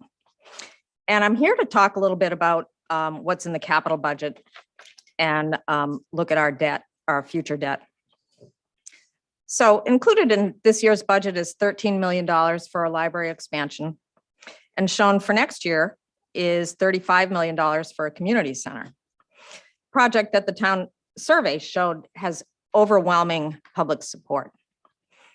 Not shown anywhere in the budget is a major school construction project we know is coming. The school board steering committee has been working on this project since before the pandemic. COVID stopped everything, but it didn't change the need. We have 31 portable classrooms right now. And that school project will easily be 100 million to 150 million and maybe more. When you add up these three projects, all planned to begin within the next 3 years, the total is $198 million. Add to that the approximately $6 million a year, which we bond on small items like school buses. And the grand total is $216 million in new debt. We've seen what's happening all over the place to construction costs. Maine DOT just canceled a bridge plan for Old Town because the lowest bid came in at 2 times what the state had planned. Our next door neighbor, Cape Elizabeth, has been working on a school project, all taking it through the planning process. And they just updated their figures from 80 million to $140 million. Here in Scarborough, we've seen what happened to the turf and track, coming in at $600,000 higher than what we budgeted. So we know we've got to add an inflationary factor, and I'm going to use 10%. So you won't think I'm exaggerating. When you do that to that 216 million in new debt, you're looking at 238 million. And then on top of all that, interest rates are still going up. And that will add a lot to the debt service. So if you take the $90 million in debt that we already have, and you add to that the 238 million in new debt, you have a grand total of $328 million. So stop and think about that for a second. $328 million in debt. That is a scary number. What will that much debt do to our property taxes? Has the town council talked about or modeled what the payments will be on that debt, or projected what the mill rate will be? I'm not here tonight, though, because I'm against all these projects. In fact, I really want a pool. I just think we have got the order all wrong. We can't do anything about the upcoming school project. It's a little bit like a new roof. It's one of those things, you just have to grit your teeth and do it. Most of us want a pool far more, though, than we want a larger library. Do we really need a library 3 times the size of the existing library? We rely on our town council to do the diligence and recommend for bonding only what we can really afford. Keeping the library in the budget means it will be voted on by the public in November, and it will likely pass, as most bond issues do. Keeping the library on the budget as it is means that we won't be getting a pool and community center anytime soon. Please spend the time it takes to model how these projects will affect the tax rate and the fiscal health of the town. And please take the library project out of this year's capital budget. Thank you. Thank you, Ms. Hamel. Any other members of the public that would like to comment? Seeing none, I'll close the public hearing. Any counselors like to respond to what they heard? Counselor Anderson. I think just one item that was mentioned was the 35 million for the community center. And I would just want to say, even though Ms. Hamel made very good points, and it won't drop that 328 million you quoted very low, but we did recently change our TIF capture rate, hoping that we could use those revenues in order to offset having to use debt to fund a community center. So assuming we build the revenue through that fund, that could be used so that it's not necessarily bonded through debt. So I just think that's just important for the public to know that that could be a unique way we're funding potentially that particular capital improvement in the future if we decide to move forward with it. Yeah. Thank you for that. You know, I can speak for myself. I have looked at like the cash flow analysis and what the potential impact would be on the tax rate for things that are in the plan. And I'm fully comfortable with what's in the plan, that we're not running out of control. Now, as you mentioned, there's no school in the plan right now, and I don't know where that fits in. I don't want to add it in because I think it's the school department's, you know, that's their prerogative to start the conversation there. So as it looks right now, I don't have major concerns with being able to afford what's in the plan. Plans change. They're subject to change every year with every council. So, you know, I think next year we'll take another look at it. But this year, I'm comfortable with what's in the plan as proposed. With that, go ahead. I guess I'll just add an update that the next meeting of the Town Council Finance Committee is next Tuesday and at 4 p.m. and on the agenda will be the CIP budget. So that will be the main focus of our discussion on Tuesday. Perfect. Next is order number 22-040, 7 p.m. public hearing and action on the new request for food handlers license permit from Eric Moran doing business as Phyrexian Life Games located at 400 Expedition Drive. And this comes from the town clerk. As noted in the summary cover sheet, they establishes a gaming store where individuals can come in and play games, meet other players, and purchase food. That's pretty much all I know about it. It sounds interesting. I've never heard of. First time Something I've like heard of it as well. Yeah. Yeah. Any members of the public that would like to speak to this item? I'm seeing none in the room and none online, so I'll close the public hearing. And do we have a motion? So move. Second? Okay, any discussion? Seeing none. Tony, would you help me with the roll? Counselor Seither, Yes. Counselor Anderson, Yes. Counselor Hamel, Yes. Counselor Johnson, Yes. and Chairman Clucci. Yes. That's unanimous. Thank you. Thank you. Moving on to old business is order number 22-025, second reading on the proposal to repeal and replace chapter 1007, the cable TV ordinance. And Tom, would you like to introduce this? Yes. Yes, this item has been really at the staff level for about a year and a half. It finally able to bring it forward to the ordinance committee about 2 months ago and had some decent reception. The quick background on this is our current cable ordinance is really out of date, quite antiquated. It dates back to the 70s. Frankly, just think of the change in technology over the decades since then. It doesn't acknowledge much of the current environment from a telecommunications point of view, much less cable. The other point of doing this, not just to modernize the ordinance, but we also desperately need to renegotiate and update our cable franchise agreement with Charter Communications. And really a prerequisite of that we've been advised is to have a modern, up-to-date cable ordinance that we can point to and use as a bit of leverage in those discussions. This was a collaborative effort done through a consortium of communities affiliated with GPCOG. So there's 13 communities that retained outside legal counsel, one of the national experts in cable matters, helped develop this model ordinance. We also had our local town attorney review it and provided just a few different changes, suggested changes, which have been incorporated in your first reading draft. And I guess the final piece would be, I believe 2 other communities have ultimately approved a very similar ordinance, and there's at least 6 others that are in process, much like us. There are 2 amendments that I'd suggest that you consider this evening. These are really blanks that were in the draft passed in first reading. They were provided at your place this evening. It's the single sheet. So I would beg your indulgence for a counselor to perhaps offer those to get those on the table. And I'm pleased to speak to those when they come up. Thank you. Do I have a motion? This is, I'm sorry, this is for the main motion, which is the second reading on the proposed repeal and replace of chapter 1007, the cable TV ordinance. So moved. Second. Any discussion? And all those in favor? Where- Whoa, don't do that. Yeah. Sorry.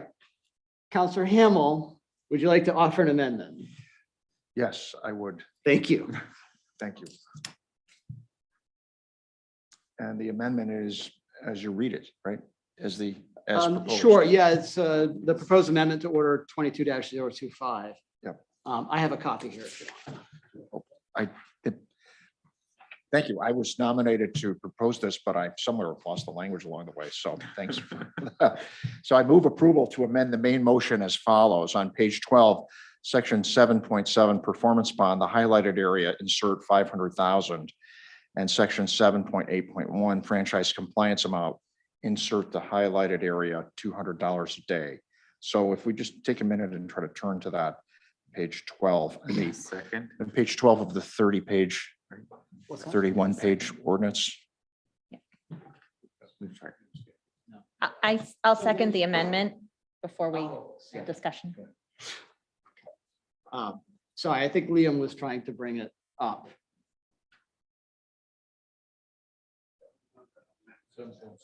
7.7 and 7.8. 7.7, there should be shaded yellow Yep, right there. that's all. Yeah. And Yeah, that's so this is where we're inserting the. $500,000 for the faithful performance of the cable operator, and then 7.8.1 under compliance, penalties for violations, $200 a day. Thank you, Council Hamel. I'll accept that as a motion. And do I have any seconds? Second. We have, it has been seconded. Thank you. Any discussion on the amendment?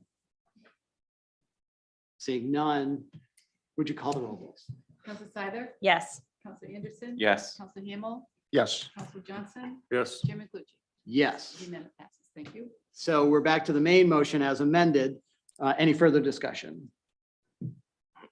Seeing none, would you call the roll, please? Counselor Seider, Yes. Counselor Anderson. Yes. Counselor Hamel, Yes. Counselor Johnson. Yes. And Chairman Clucci. Yes. The motion passes as amended. Thank you. Thank you very much. And thank you, Don, for volunteering to help us through that. Happy to help. Thank you. Next is order number 22-033, second reading on the following new request for a marijuana license. A, Coastal Maine Cannabis LLC located at 10 Snow Canning Road, units 1 and 5 for an adult marijuana cultivation facility. And B, Portland LLC located at 71 Pleasant Hill Road for a medical marijuana cultivation facility. Liam, would you like to introduce this? Sure, just briefly, these came before you for a public hearing and first reading at your last meeting in April. Both of these license holders are existing establishments. One is making the migration from medical to adult use. The other one is supplanting an existing operation. So there's no expansion of cultivation space. Both have been inspected by town staff and there are no concerns. Thank you, sir. Any questions for Liam? Counselor Hamel. Yeah, I was just going to ask Liam if you could help us with which zone this is in. Maybe Jay can. I mean, my reason for asking the question is just to confirm it's a permitted use and this is not a rural area. It's an industrial or commercial area, right? Both of these licenses are either in industrial or light industrial zone. Thank you. Thank you. Counselor Johnson. Yeah, Liam, you said there's what, a secondary inspection when they go to change the license or the use of the license? These are looked at as new licenses, so they require an inspection. Yep. So do we confirm when we're there, they're using the new odor mitigation systems? Any cultivation license holder we do spot check their measurements for their rooms and we confirm that the odor mitigation equipment meets our standard with the revised requirements. Yes. Thank you. Thank you, sir. Any members of the public that would like to speak to this item? Seeing none, do I have a motion? So moved. Second. And discussion? Seeing none. Tony, would you call the roll, please? Counselor Seider, Yes. Counselor Anderson, Yes. Counselor Hamel, Yes. Counselor Johnson. Yes. And Chairman Clucci. Yes. Motion passes. Thank you. Thank you. Moving on to new business, order number 22-041 is a first reading and refer to the planning board. The proposed amendments to chapter 405, the Town of Scarborough zoning ordinance, section 4, administration, section 6, definitions, and section 9, performance standards. This is coming to us from the ordinance committee. Don, would you like to introduce this item? We have a package of orders that are going to be before us tonight related to the same. Be happy to. Thanks very much. We worked on this in committee, so it requires a little setup. At the outset, I'd like to thank Ms. Teresa DeFoss of State Manufactured Homes and Mrs. Tina Marie Smith and their legal counsel who had initiated a number of these revisions. They pointed out the fact that our ordinance had archaic or arcane language that needed to be updated. And it also raised at the same time a need for us to make some other changes. I'm going to have Jay and to some extent Liam help us tee these up, but I thought I'd give a quick overview. The folks that I mentioned have been actively involved in industry associations and related activities at the state and local level. And just a reminder, manufactured housing is an important part of our residential inventory. And it's likely to be, a vital segment as we face our current issues with affordability and availability. So this language, language is important. I think it's symbolic for us to, kind of recognize the category. So I'd also like to remind everybody, this is a journey. So we made some good initial steps, but I think there will likely be additional changes to revise and modernize the town's land use ordinances and for manufactured homes, and mobile home parks. So, so we're going to do three things. We're going to actually revise chapter 405 of the Scarborough zoning ordinances. And that will address mainly language and performance standards. And then we're going to do a repeal and replace. We're going to actually repeal the current licensing ordinance, chapter 500, and replace it with chapter 1019. So we're going to do all of these things and make it look easy with the help of Jay Chase, Jay, we're going to miss you when you're gone, buddy. Thank you. Well, I'll say, Don, you touched on all of it there. So I will just provide the briefest of additional information. Jay Chase, Director of Planning and Codes again. So as was just mentioned, this process really started with the ordinance committee identifying work they wanted to take on for the year. And one of the items came up was really looking at our antiquated chapter 500, which right now is called our trailer and trailer camps ordinance. It was developed in, I believe, approved originally in 44. It's been touched a few times in the 60s, but outside of that, very lightly touched. So to say it's antiquated is being kind. And so really what these next three orders are about is really modernizing our approach to manufactured housing in town. And really we're going to do that in two ways. And so because this is order number 41, which relates to the zoning ordinance, we'll sort of talk about that. Within chapter 500, the existing antiquated ordinance, there were some performance standards and elements that really around land use and development pattern. So we picked those pieces that were still relevant and have proposed those in our zoning ordinance, our chapter 405, which is our land use ordinance. So it puts everything in the same place.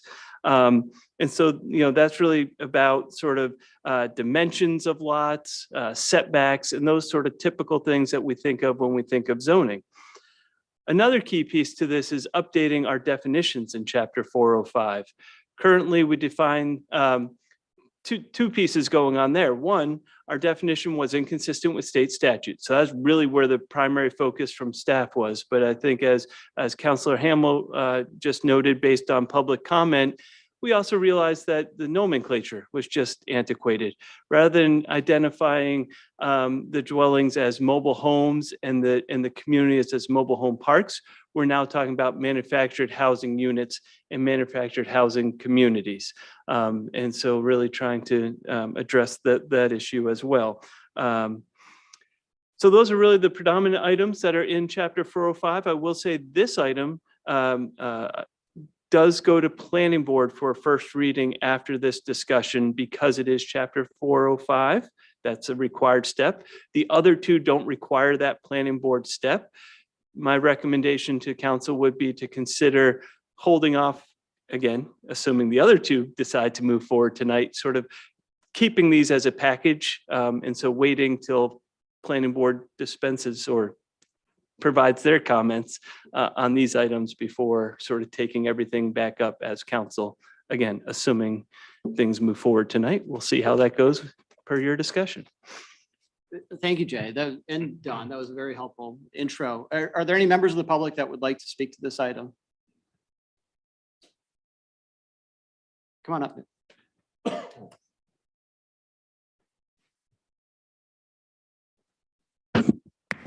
Hi, Nick McGee, 8 Riverwoods Drive, Scarborough. This is really not a tough one. Number 2, under the definitions, it's just more, I think it's really something Jay can bring back to the planning board. Doesn't allow for a metal roof, and I don't understand it. I think like cable TV, manufactured homes, and metal roofs, they've all come a long way in the last 30 to 40 years. Why they're prohibited on manufactured homes, I don't know, but perhaps there's something, maybe there's a good reason for it, but maybe Jay would be happy to take that back to planning board. That's it. Thank you, sir. Yeah. Seeing no other comment, do I have a motion? So moved. Second. And any discussion? Okay, well, thank you for bringing this forward and doing the work. Like you said, it's a process, right? So I think it's past, way past time, 1944. Do we even have a zoning ordinance then? I don't know that we did. Yeah. So Tony, would you call the roll, please? Counselor Seither? Yes. Counselor Anderson? Yes. Counselor Hamel? Yes. Counselor Johnson? Yes. And Chairman Clucci? Yes. That's unanimous. Thank you. Thank you. Next on related item is order number 22-042. First reading and scheduled public hearing on the proposed new ordinance, chapter 1019, the Town of Scarborough Manufactured Housing Community Licensing Ordinance. Go ahead. Go ahead. Councilor Don, you Hamel, wanna I'm happy to jump in if you'd like me to. You're doing so well, Jake. Go ahead. So as I mentioned, really, the modernizing of chapter 500 was 2 components, right? We just spoke to the land use components. Now this provision speaks to the licensing components.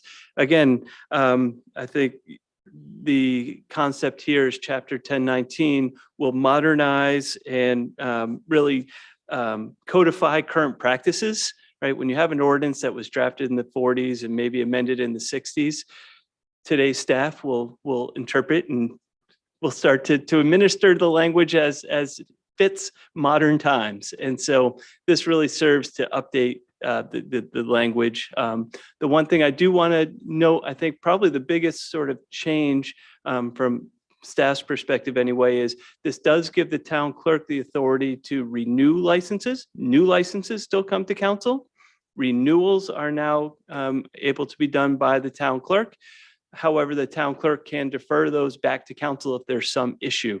I know that was brought up just not too long ago about when we're talking about lodging establishments, right? So anyway, I'd say that is probably the biggest policy change in there. There's certainly other substantive changes, but from a policy perspective, that's probably the major item.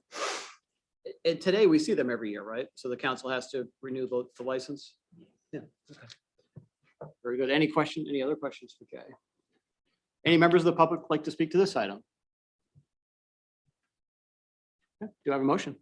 So moved. Second. And any discussion? Seeing none, Tony, would you call the roll?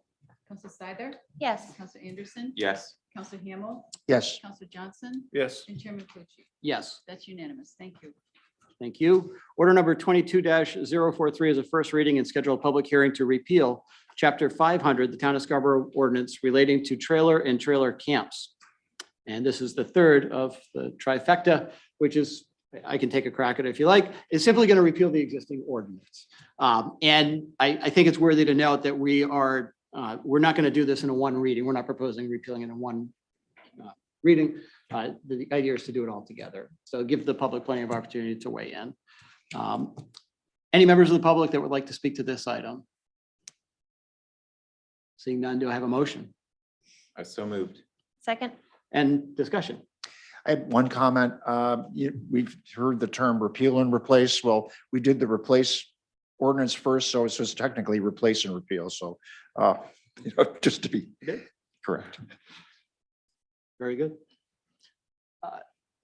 Would you call the roll, Tony?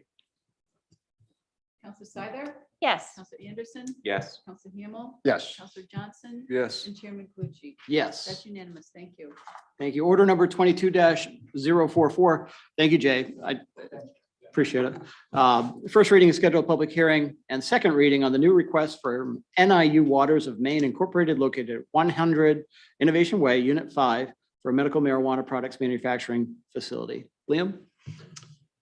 Thank you, Mr. Chairman. So this is a facility, again, we're a bit out of order. We're trying to be responsive to this applicant. Typically, we do a first reading, public hearing. We're doing a first reading and then scheduling a public hearing for this one.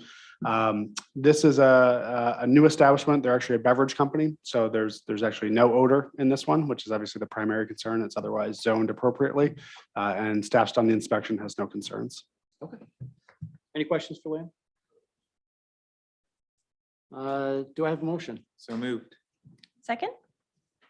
Any discussion? Seeing none, Tony? Counselor Seider, Yes. Counselor Anderson, Yes. Counselor Hamel, Yes. Counselor Johnson, Yes. and Chairman Clucci. Yes. That's unanimous. Thank you. Next is order number 22-045, act to authorize the town manager to sign documents authorizing acceptance of an amount of $2,632 or any portion thereof to be placed in the asset forfeiture account. This money is the police department's equitable share for its contribution to the investigation of criminal cases. This is coming to us from the police department. Tom, do you want to? Yes, this happens on, thankfully, not all that frequently, but our police department is involved in any number of kind of regional and even local task force. In this case, it was part of a Maine Drug Enforcement Agency action from back in 2016. And given our involvement in the case that has been, gone through the court system and fully adjudicated, we do get a share of the forfeited assets from that operation. They are very highly regulated and limited in terms of what they can be used. So you'll see different proposals come forward for the use. So this is just accepting them, and then we'll come back to you at some later date requesting our ability to use them. Okay. Any questions for Tom? Any members of the public that would like to speak to this? Okay, seeing none, do I have a motion? So moved. Second? And discussion? Seeing none, Tony? Counselor Seider, Yes. Counselor Anderson, Yes. Counselor Hamel, Yes. Counselor Johnson, Yes. and Chairman Clucci. Yes. That's unanimous. Thank you. Next is order number 22-046, act on the request to sign the warrants for the regular school budget validation referendum election and the special municipal election scheduled for Tuesday, June 14th, 2022 at the Scarborough High School Alumni Gym. Appoint the warden and warden clerk, set the hours for voter registration, and act on appointments of election clerks pursuant to Chapter 200, Article 8. Nomination and elections, Title 21-1, Section 503, and authorize the town clerk to make any additional appointments as necessary. Tony, would you help us with this? Thank you.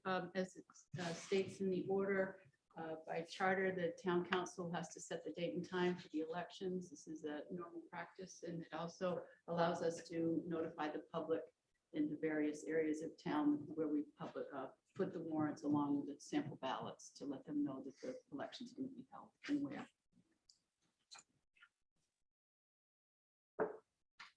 Okay. Yeah, that's right. And just to add, the town manager just reminded me that every 3 years, state law requires that we reaffirm our commitment to voting on the budget. So that's something that will be on the ballot this year, just to let everybody know. So that we haven't had any chatter about that. We have an election, the budget validation, and then you get to vote on whether you want to keep voting on the budget. Any questions for Tony? Tony, when do absentee ballots become available? The 16th. Thank you. They'll be right here in chambers. Chamber B. But they can't cast a ballot or turn it in until after we pass second reading? That's correct. The school budget validation ballot cannot be, they can request it, but it cannot be returned until the 19th of May, after the budget's been passed by the council. Thank you. Do I have a motion? So moved. Second? Any discussion? Seeing none, Tony? Counselor Seider, Yes. Counselor Anderson, Yes. Counselor Hamel, Yes. Counselor Johnson, Yes. and Chairman Clucci. Yes. That's unanimous. Thank you. Thank you. Next is order number 22-047, act on the request pursuant to Title 21A, Section 103, to appoint members to the Voter Registration Appeals Board. This is from the town clerk as well. Tony, would you introduce this one, please? Sure. This is state mandated that we have an appeals board, and in my 30 years here, we've never had to use one, thankfully. And as it notes in my memo, we've had one member who's no longer interested in serving. Another one has moved from Scarborough, and one member unfortunately has passed away. It is also required by the two major parties, the Republican and Democrat Party, that they nominate two individuals to serve. One as a voting member and one as an alternate. So my recommendation, at the town clerk's recommendation, I chair that I can appoint or request appointment of the chair of that committee. And I am recommending that Tracy Cole would be chair of the Registration Appeals Board. The Democrat Party recommendations are the full voting member would be Mark Dresser. The alternate would be Denise Smith.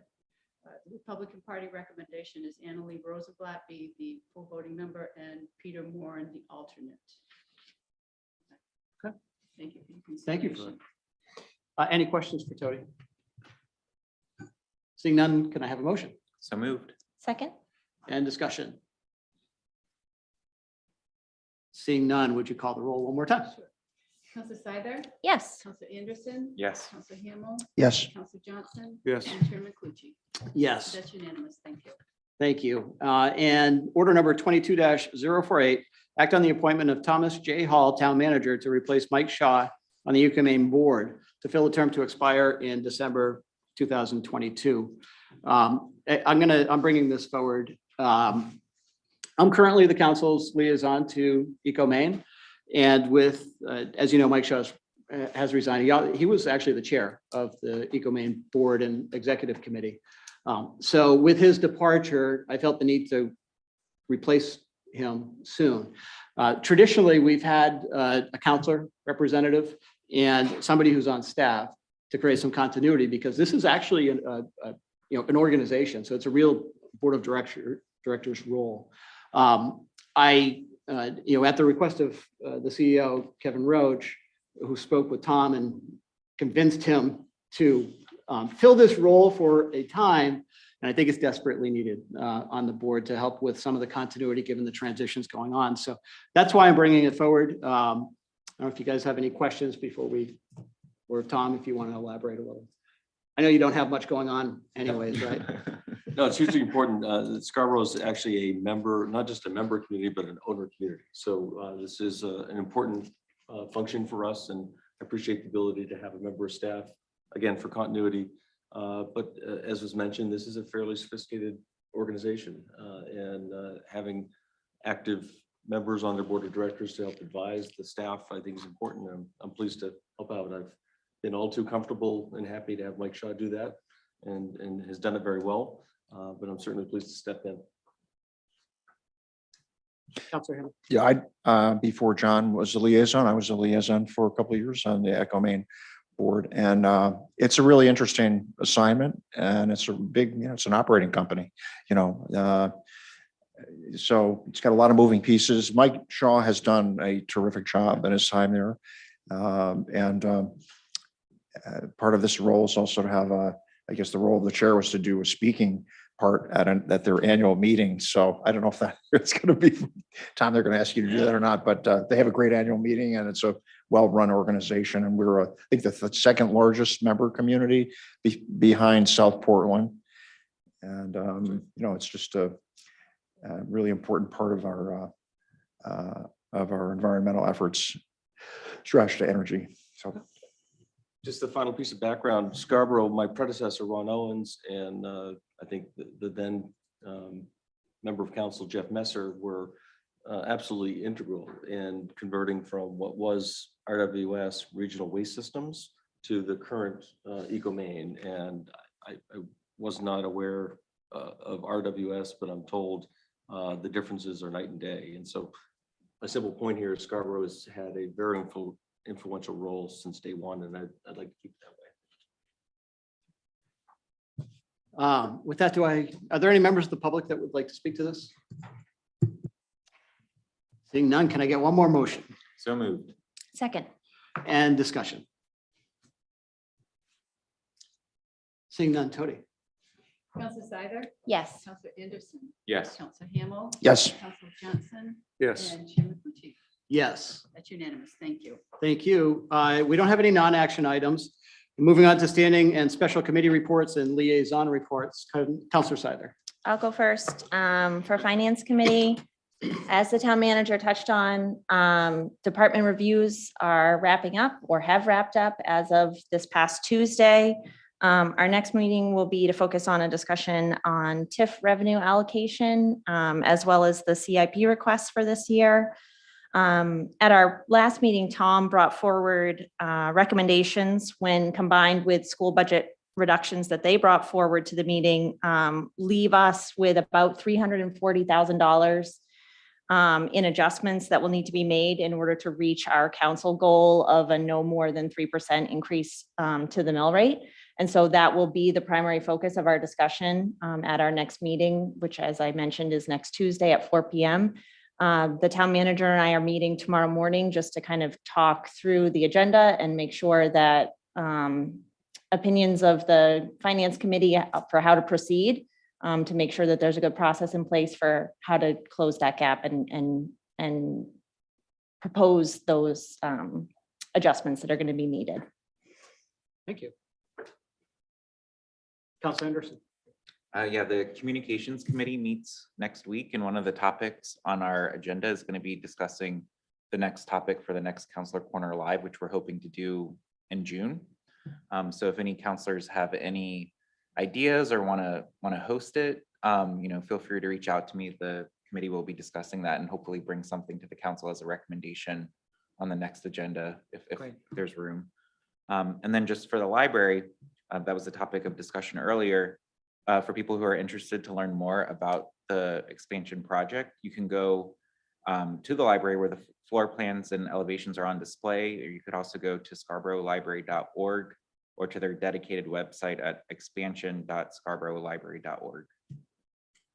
Thank you, sir.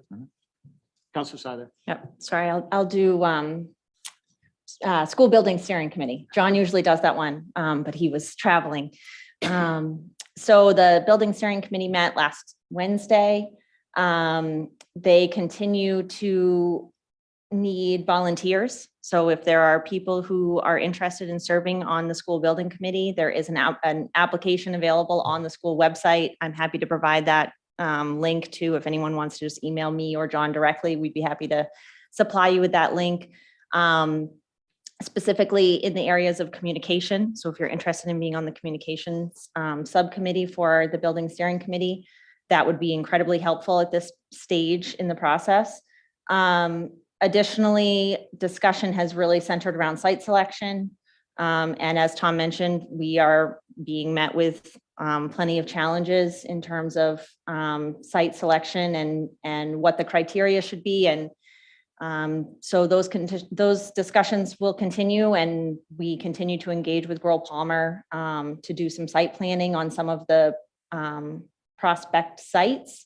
And we just hope to continue to keep moving that conversation forward. Also, as a reminder for council, we are doing building tours May 23rd. 23rd. I sent out to save the date in the calendar, so it's in your. It should be in your counselor calendar. So May 23rd. And right now, the plan as far as the Building Steering Committee is to have 2 sessions, one in the morning so that counselors can witness the arrival of the students should they wish, and then one maybe toward the end of the day for dismissal. Attendance at one or both would be appreciated, I'm sure. Thank you for providing that update. Any other standing committee or liaison reports? Counselor Hamel? Yes, I have one for Appointments Committee. We met on Monday and we have several appointments we'd like to read through for first notice. For Community Services Advisory Board, move Jean Ginn Marvin from first alternate to full voting member with a term to expire 2024, and move Maria Odlin from second alternate to full voting member with a term to expire 2022. Appoint Ellen Coughlin Quinn as the first alternate with a term to expire 2024. And for Conservation Commission and Pest Management, reappoint Emily Springer as full voting member with a term to expire 2024. Appoint Marla Zando as full voting member, term to expire 2024. And appoint Rita Breton as full voting member, term to expire 2023. Appoint Jessica Sargent as first alternate, term to expire 2024. And appoint Richard Harvey as second alternate, term to expire 2023. And for Shellfish Conservation Commission, appoint Liam Erickson as first alternate, term to expire 2024. And finally, Transportation Committee, appoint Thomas Tuck Barkley as full voting member, with term to expire 2023. And I might add that Community Services and Rec Advisory is a newly merged committee, as is Conservation Commission and Pest Management. So we're really pleased that those two groups are up and running and now will be fully staffed. Sounds like you've been busy. It's good that there's so many people interested. Any, Ken? Any council member comments? Well, I did not think we would be getting out of here by 8. So I'm pleasantly surprised. With that, do I have a motion to adjourn? So moved. Second. Would you call the roll, Terry? Counselor Sizer. Yes. Counselor Anderson. Yes. Counselor Hamel. Yes. Counselor Johnson. Yes. Chairman Clucci. Yes. It's unanimous. Thank you. Have a great night, everybody. you. Thank you.